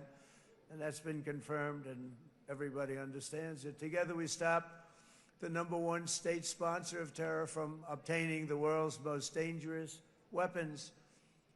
And if you think about it, if we didn't do that, and assuming we made the same deal that we have today, there'd be a dark cloud over this deal. And #1, it wouldn't happen because the other Arab and Muslim nations really wouldn't feel comfortable making the deal that we have now, right? If Iran had that nuclear weapon that they were about 2 months away from having. They would have had it in 2 months or maybe less than that. They were right at, this was our last shot. They looked at it for 22 years. This was our last shot. The pilots told me that. They said, 22 years, sir. They looked at it. Our predecessors looked, they studied it. 3 times a year would do drills on that exact attack. And boy, did they get it right. But let's assume they didn't, and let's assume there was large-scale nuclear weapons in the hands of Iran. We couldn't be here today. Even if we signed the deal, which we couldn't do because a lot of people would not want to have anything to do with it, we took a big cloud off of the Middle East and off of Israel.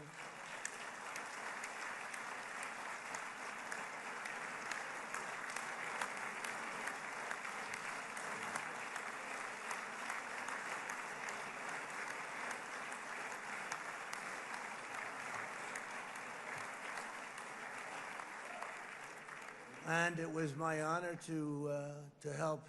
But it isn't it true, though, that can you imagine the same, let's assume, Bibi, the same documents, we had everything the same, but you had somebody out there that was, in the opinion of everybody, all-powerful in the Middle East. They took a big hit, didn't they? Didn't they take a big hit? Boy, oh boy. They got hit from one side, from the other. And you know it would be great if we could make a peace deal with them, and I think that's made. Would you be happy with that? Wouldn't it be nice, I think? Because I think they want to. I think they're tired. Somebody said, sir, they're starting their nuclear program again. I said, let me tell you something. They're not starting anything. They want to survive. The last thing they want to do is start digging holes again in mountains that just got blown up and start. They're not doing it. They want to survive, okay? But I think we have a chance. Steve, you, and I think Jared, come on, I'll call you back for another one. We always bring Jared when we want to get that deal closed. We bring Jared, but Steve, you and Jared and the General and Pete and Marco, you'll get that deal done easy. I think that'll be easy. But first we have to get Russia done. We got to get that one done. If you don't mind, Steve, let's focus on Russia first, all right? We'll get it done. In Lebanon, the dagger of Hezbollah, long aimed at Israel's throat, has been totally shattered. My administration is actively supporting the new president of Lebanon in his mission to permanently disarm Hezbollah's terror brigades. He's doing very well. And build a thriving state at peace with its neighbors, and you're very much in favor of that, I know. And good things are happening there, really good things. And with this week's ceasefire, we've achieved the most challenging breakthrough of them all, the most challenging breakthrough maybe ever. I mean, I've never seen anything like it. I've been involved in a lot of success. I have never seen anything like what's going on today all over the world. People are dancing in the streets, not just in Israel. They're dancing in the streets of countries that would have never danced in the street about what's happening today. They're dancing in those streets. So this long and difficult war has now ended. You know, some people say 3,000 years, some people say 500 years, whatever it is. It's the granddaddy of them all. And in an unprecedented achievement, virtually the entire region has endorsed the plan that Gaza will be immediately demilitarized, that Hamas will be disarmed, and Israel's security will no longer be threatened in any way, shape, or form.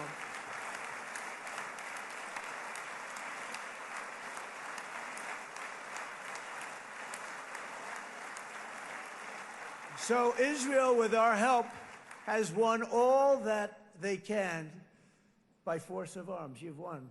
I mean, you've won.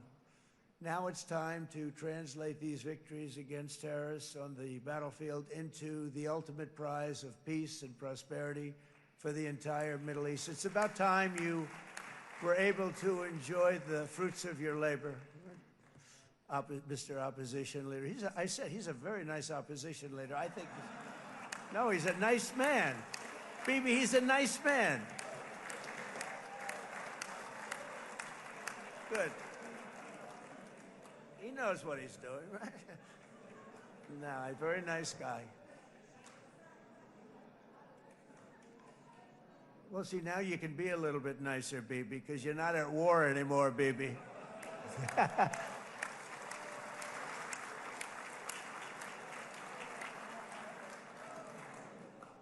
But only by embracing the opportunities of this moment can we achieve our goal of ensuring that the horrors of recent years will never happen again. You don't want to have to go through this again.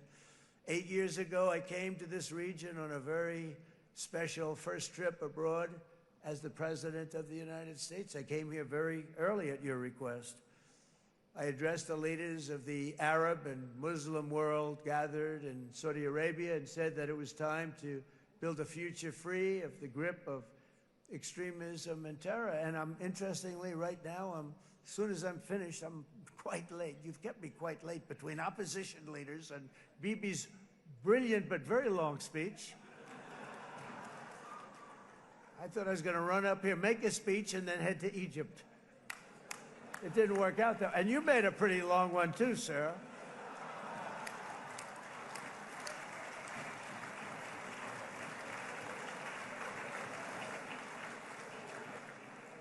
But I liked what you all said. It could be worse. Supposing on top of it, I didn't like what you said. That would be no good, Ron, would it? Ron, you did a great job, by the way, Ron.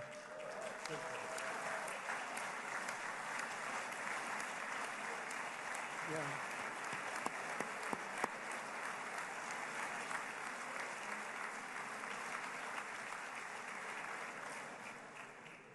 So I'm going to be meeting, actually, in a little while, I'm going to be meeting with the most powerful, the richest nations, really, in the world, although now, with the tariffs, the United States is by far the richest nation in the world, as you probably have been reading.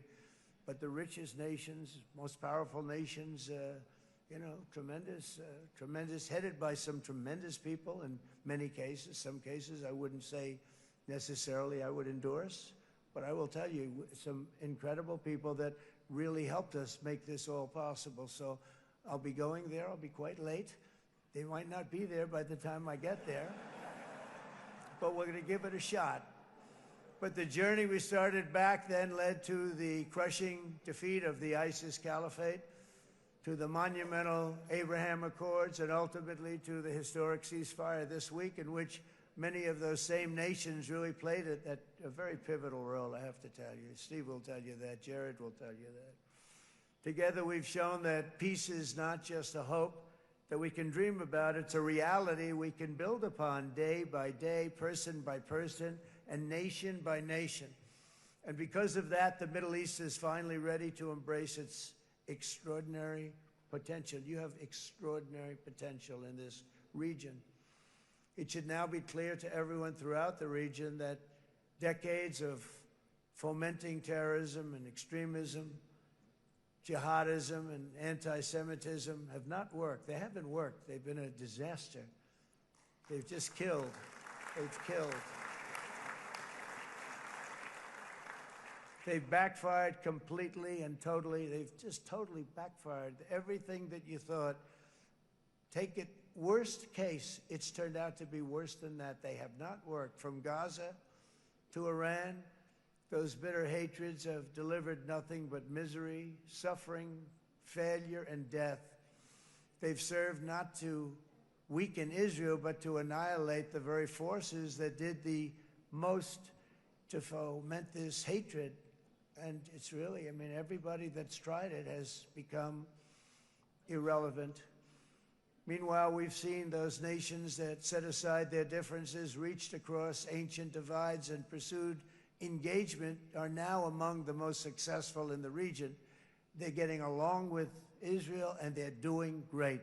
And I can tell you the 4 nations that joined the Abraham Accords early on, and you'd all be doing me a favor, and I'm going to be saying this in a little while to some other friends, would love you all to, is this right, Jared? Join up in the Abraham Accords. We have to join up and get together. You can have that whole thing filled out. We had a very weak administration, worst president in the history of our country by far. And Barack Obama was not far behind, by the way.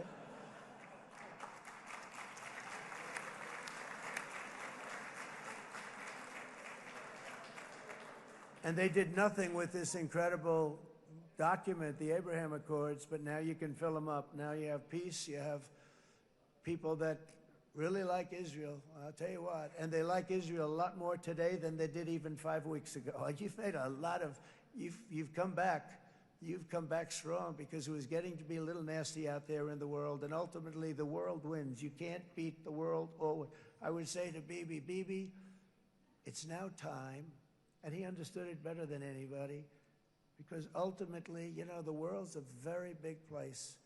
And I've said a lot. I said, this piece of land is very small. It's unbelievable what you've done with that tiny, you look at a map even of just, not the world, the Middle East, and you have this little dot. And think of what you've done. It's incredible. It's incredible.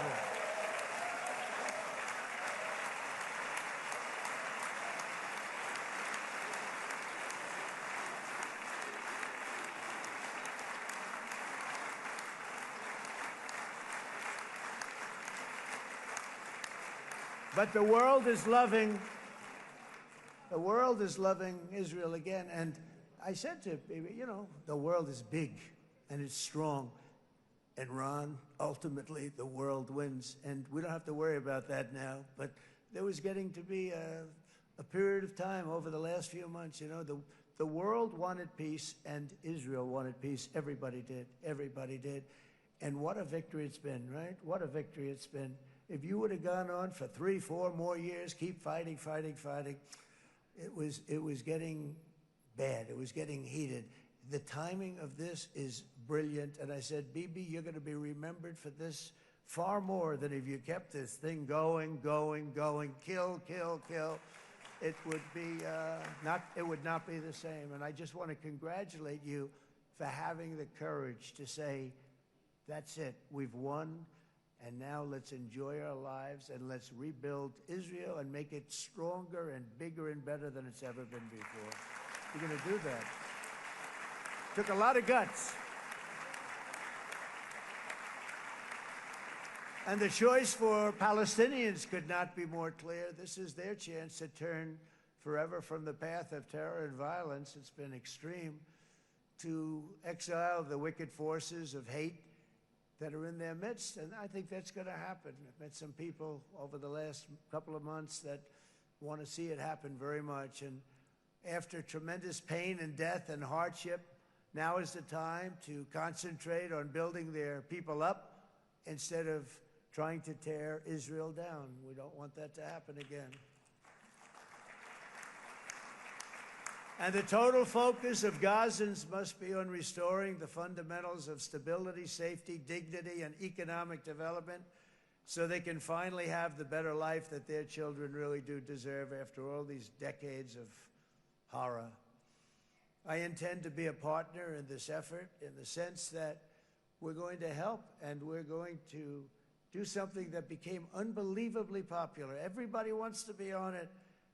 It's called the Board of Peace, okay? How about that? Is that a beautiful name? Like a board of peace.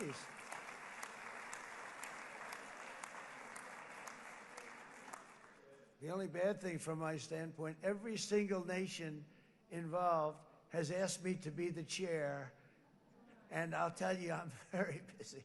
I didn't count on that, but you know what? If we do it, we'll do it right, and we have unbelievable power and wealth, because you're going to need wealth. You're going to need wealth to rebuild things, and they have wealth like few people have wealth. I want to thank the Arab and Muslim nations for their commitment as they've made to support a safe rebuilding of Gaza and beyond. I have many Arab countries, very wealthy countries, that came up and said, we'll put up tremendous amounts of money to get rebuild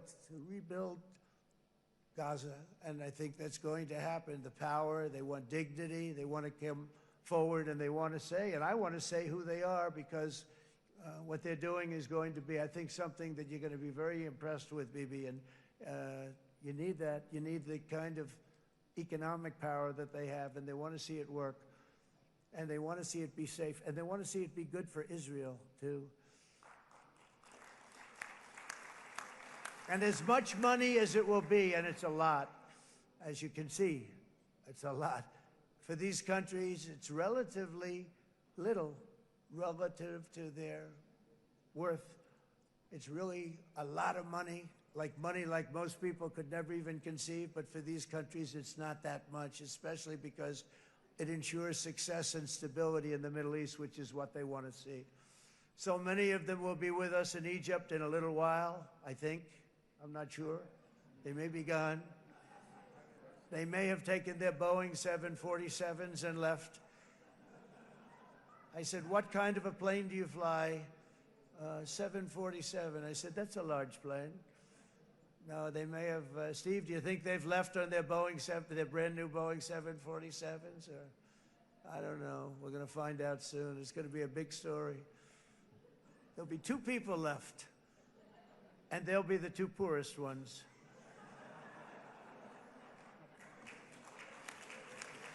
But it will be the wealthiest and most powerful group of nations. So the group that we have assembled, that's waiting for us, is the wealthiest and most powerful group ever assembled at one time. There has never been a group like this. And they're only looking for good. They want good. They're going to do good. And as those commitments are made, I'm going to let the world know who's doing it, because they really deserve to get the credit. And some of them probably won't want the credit, but they deserve it. It's more obvious than ever that the productive and responsible nations of this region should not be enemies or adversaries. You should be partners and eventually even friends, and that's what's going to happen. I know it. Together you can stand against the forces of chaos. Yeah, you go ahead. That's an important point.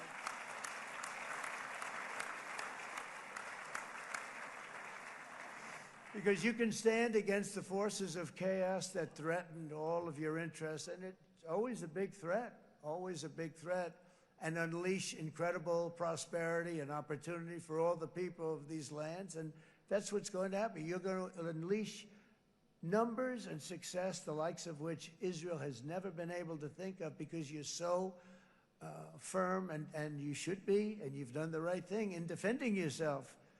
You're not going to have to worry so much about it. You've won, and now you can build, and you can do things that you never even thought possible.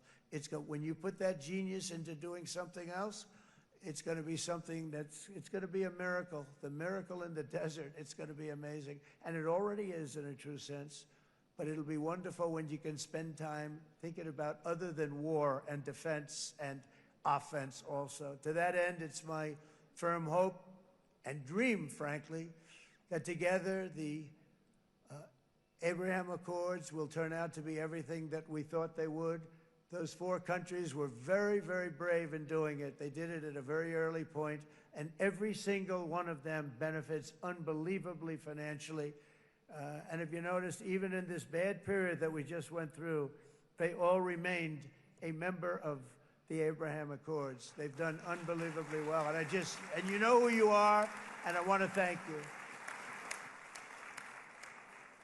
And they've stayed because of loyalty, but they've also stayed because it was really good business. They've made a lot of money being members, and you're going to all, I hope that every one of the countries that we're seeking, Jared, I hope they join quickly.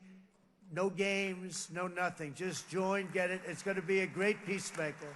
It's really going to bring it together beyond anybody's wildest dream. So instead of building fortresses to keep enemies at bay, the nations of this region should be building infrastructure to weave your commerce closer together, because you've got to compete with the big world out there in commerce now. It's a different kind of competition. Instead of making weapons and missiles, the wealth of this region should flow to schools and medicine, industry, and frankly, the new hot thing, artificial intelligence. It's a lot of intelligence they're going to have to be thrown off to pay back these sums of money that they're doing. But that's really the hot one. And I might say that the United States, a year ago, was a dead country. I say it to people. I heard it first from the King of Saudi Arabia. I then heard it from UAE. I heard it from Qatar. I heard it from many other countries. A year ago, the United States of America was a dead country. Now it's the hottest country anywhere in the world. It is the hottest. There's no question about it.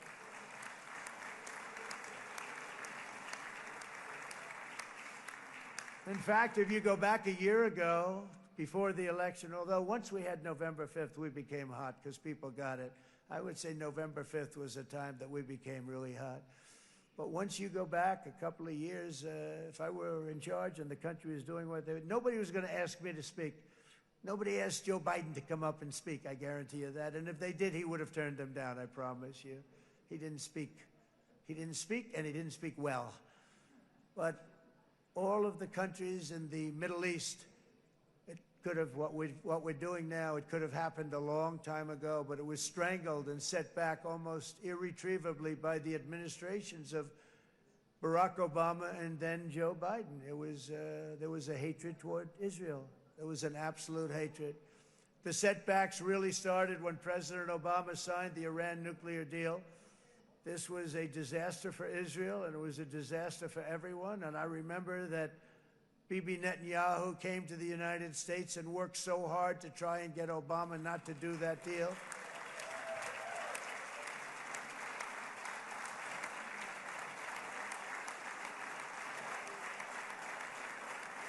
He worked so hard.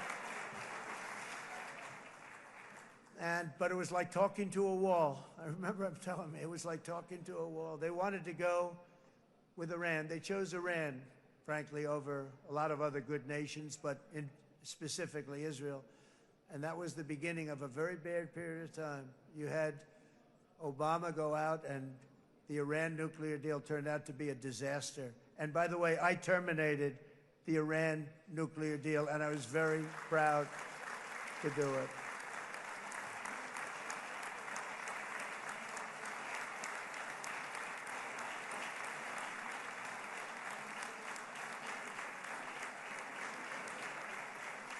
Yet even to Iran, whose regime has inflicted so much death on the Middle East, the hand of friendship and cooperation is open. I'm telling you, they want to make a deal. That's all I do in my life. I make deals. I'm good at it. I've always been good at it. And I know when they want. Even if they said, we don't want to make a deal, I can tell you they want to make a deal. All right, they do. They want to make a deal, and we're going to see if we can do something, because this is crazy what's happening, and we're not going to have this anymore. Neither the United States nor Israel bear the people of Iran any hostility. We merely want to live in peace. We don't want any looming threats over our heads, and we don't want to even think in terms of nuclear destruction. It's not going to happen, never will happen. There's nothing that would do more good for this part of the world than for Iran's leaders to renounce terror, stop threatening their neighbors, quit funding their militant proxies, and finally recognize Israel's right to existence. They have to do that. They have to do that. And to Iran, and as you know, this is not said out of weakness. There's no weakness. But I'm going to say this, that we are ready when you are, and it will be the best decision that Iran has ever made. And it's going to happen. It's going to happen. And they're good people. I know a lot of Iranians in the United States. They're good people, smart, hardworking people. They don't want to see what's happened to their country. The story of fierce Israeli resolve and triumph since October 7th should be proof to the entire world that those who seek to destroy this nation are doomed to bitter failure. The state of Israel is strong, and it will live and thrive forever.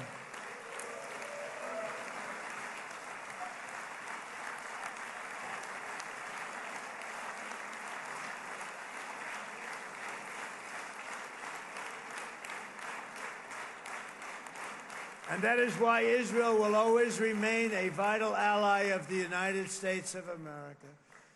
Israelis share our values, field one of the world's most powerful militaries. You really do. You have an amazing, what a job you've done. And have one of the most innovative economies on earth. Those are just a few of the reasons why I'm proud to be the best friend that Israel has ever had. And they all say it in the White House. They all say it. I guess it's true because everybody says it, baby. You said it today. Thank you. But as president, I terminated the disastrous Iran nuclear deal, and ultimately I terminated Iran's nuclear program with things called B-2 bombers. It was swift, and it was accurate, and it was a military beauty. I authorized the spending of billions of dollars, which went to Israel's defense, as you know. And after years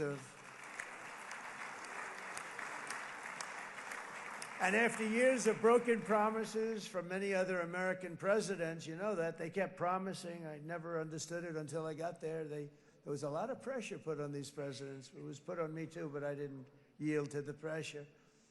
But every president for decades said, we're going to do it. The difference is I kept my promise and officially recognized the capital of Israel and moved the American embassy to Jerusalem.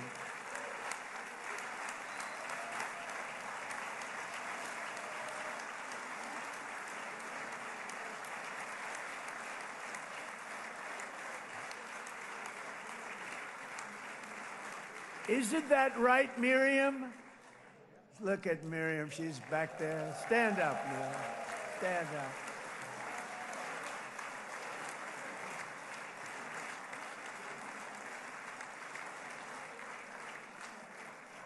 Miriam and Sheldon would come into the office. They'd call me.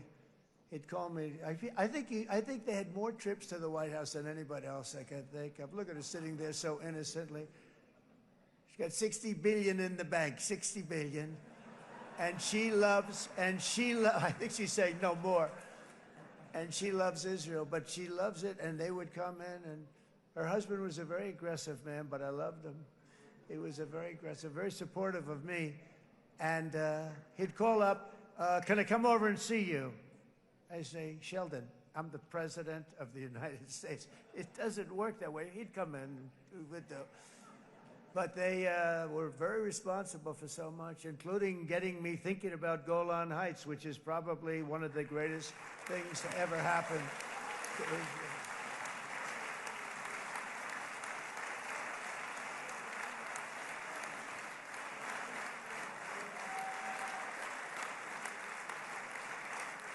Miriam, stand up, please. She really is. I mean, she loves this country.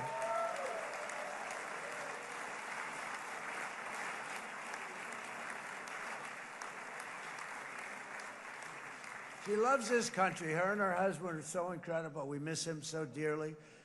But I actually asked her, I'm going to get her in trouble with this, but I actually asked her once, I said, so Miriam, I know you love Israel. What do you love more, the United States or Israel? She refused to answer. That might mean Israel, I must say. We love you. Thank you, darling, for being here. That's a great honor. Great honor. She's a wonderful woman. She is a great woman. I've always stood for the people of this community, and I always will. I'll always be with you. I'm always going to be with you. I guess maybe something could happen to change my mind. Somebody that's really stupid gets into office and wants to do really bad things, but that's about it. We don't think we're going to have that happen. I hope we're not going to have that happen. And this man is a good man right here. These two men are good men right here.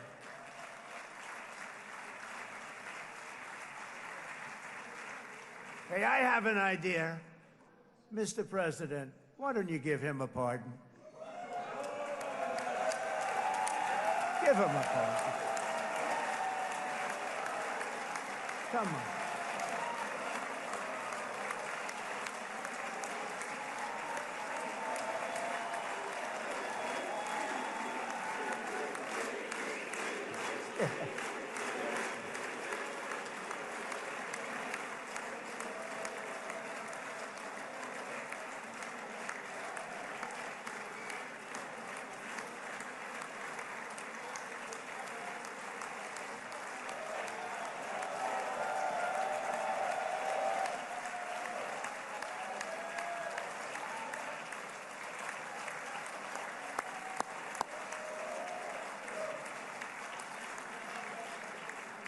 By the way, that was not in the speech, as you probably know. But I happen to like this gentleman right over here, and it just seems to make so much sense. You know, whether we like it or not, this has been one of the greatest wartime presidents. This has been one of the greatest wartime presidents. And cigars and champagne, who the hell cares about that?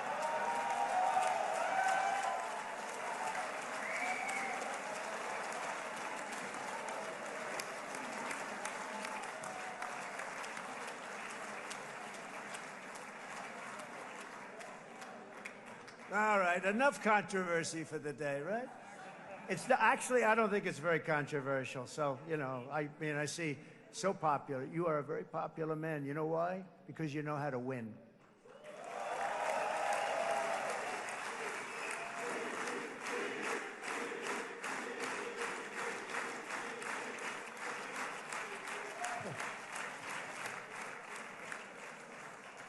Over the past 2 years, I've met many of the families of the Israelis taken hostage and those that were taken hostage. Unbelievable. I've looked into their eyes. I've seen the worst nightmares of their suffering, but I've also seen something else, the beautiful love of the people, the love of people, frankly, that hold things together, the love that gives you the courage to carry on through thousands of years of persecution and repression and to emerge with the heart of David.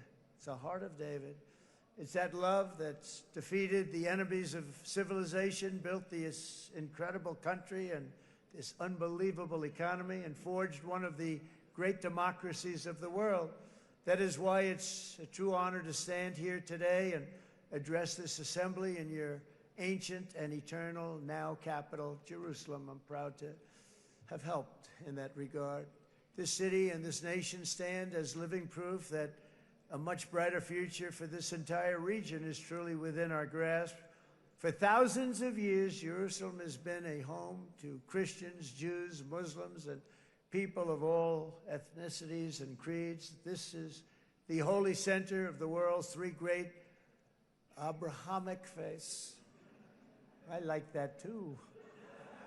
Adorned, it's the first time I've seen that word in a while.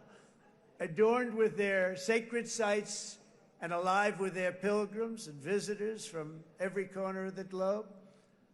But here between the Western Wall, the Temple Mount, and the hill called Calvary, people of every faith and background live, work, pray, serve, and raise their families side by side, and they do it with love. This example is just one of the modern miracles that Israel has given to the world. And just in closing, the leaders in this chamber know better than anyone else the challenges of this harmony, and it's been easily won. No, it hasn't. It has not been. It's been so tough, but it has been, some say, a miracle. What you've done is a miracle. Look at your size. Look at your chances when it all started. And you know, if you think about it, you are safer today, stronger today, and more respected today than at any time in the history of Israel. Think of it.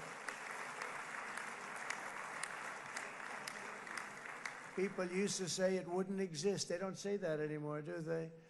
Yet if safety, security, and coexistence can thrive here in the winding alleys and ancient paths of Jerusalem, then surely peace and respect can flourish among the nations of the broader Middle East.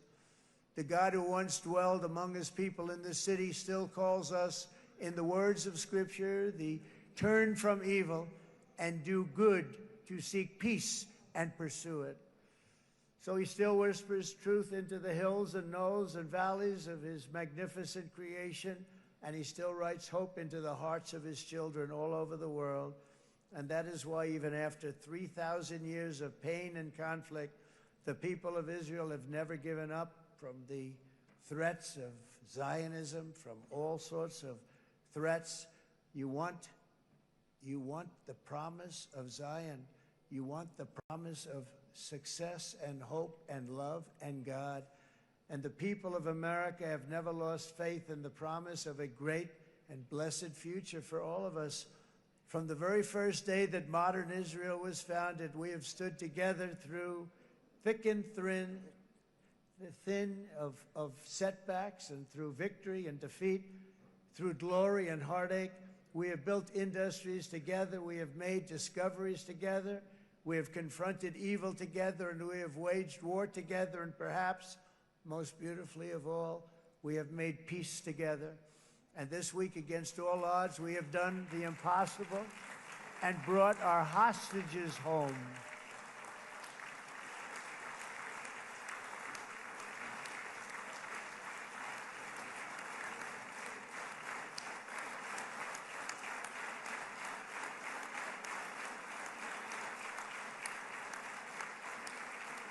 So now we're going to forge a future that is worthy of our heritage. We're going to build a legacy that all the people of this region can be proud of.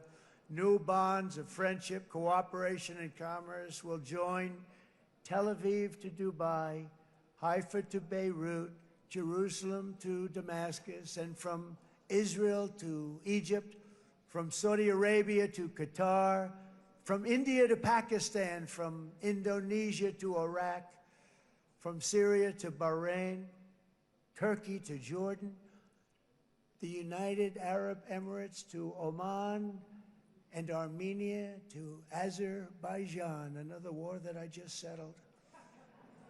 We are going to have hope, harmony, opportunity, and happiness here in the spiritual and geographic center of the entire world. That's what you are. Israel, America, and all of the nations of the Middle East will soon be safer, stronger, greater, and more prosperous than ever before.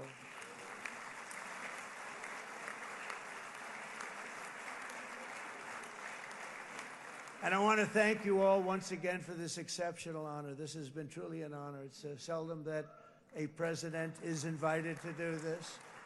And I love Israel. I'm with you all the way. You will be bigger, better, stronger, and more loving than ever before. Thank you very much. God bless you. God bless the United States of America. And God bless the Middle East. Thank you, everybody. Good luck. Thank you very much. Thank you.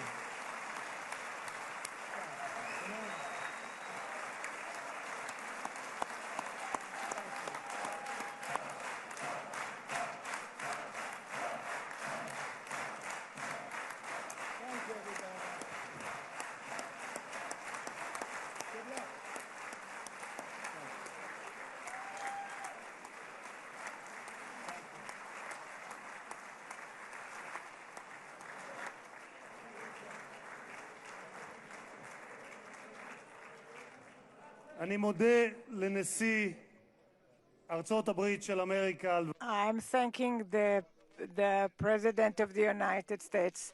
The session is over. The next session will be on the 20th of October at 4 o'clock in the afternoon. Happy holiday and good.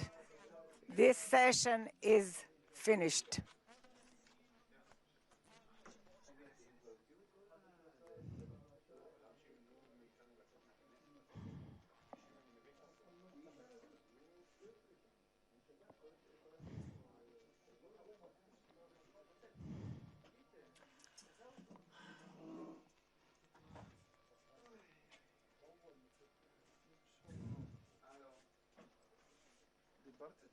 כן, שוש אמרתי, קחו מונית. Dit is een amazing job. Wat zo, die dag moniet, we hebben veel meer kensel.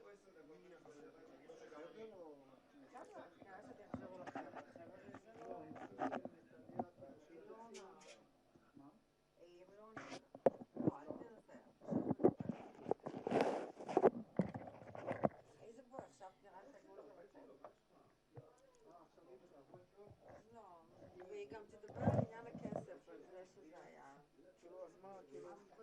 Lovely meeting you and for sitting under those circumstances. נשלח לה את ה... So Shosh will be discussing in the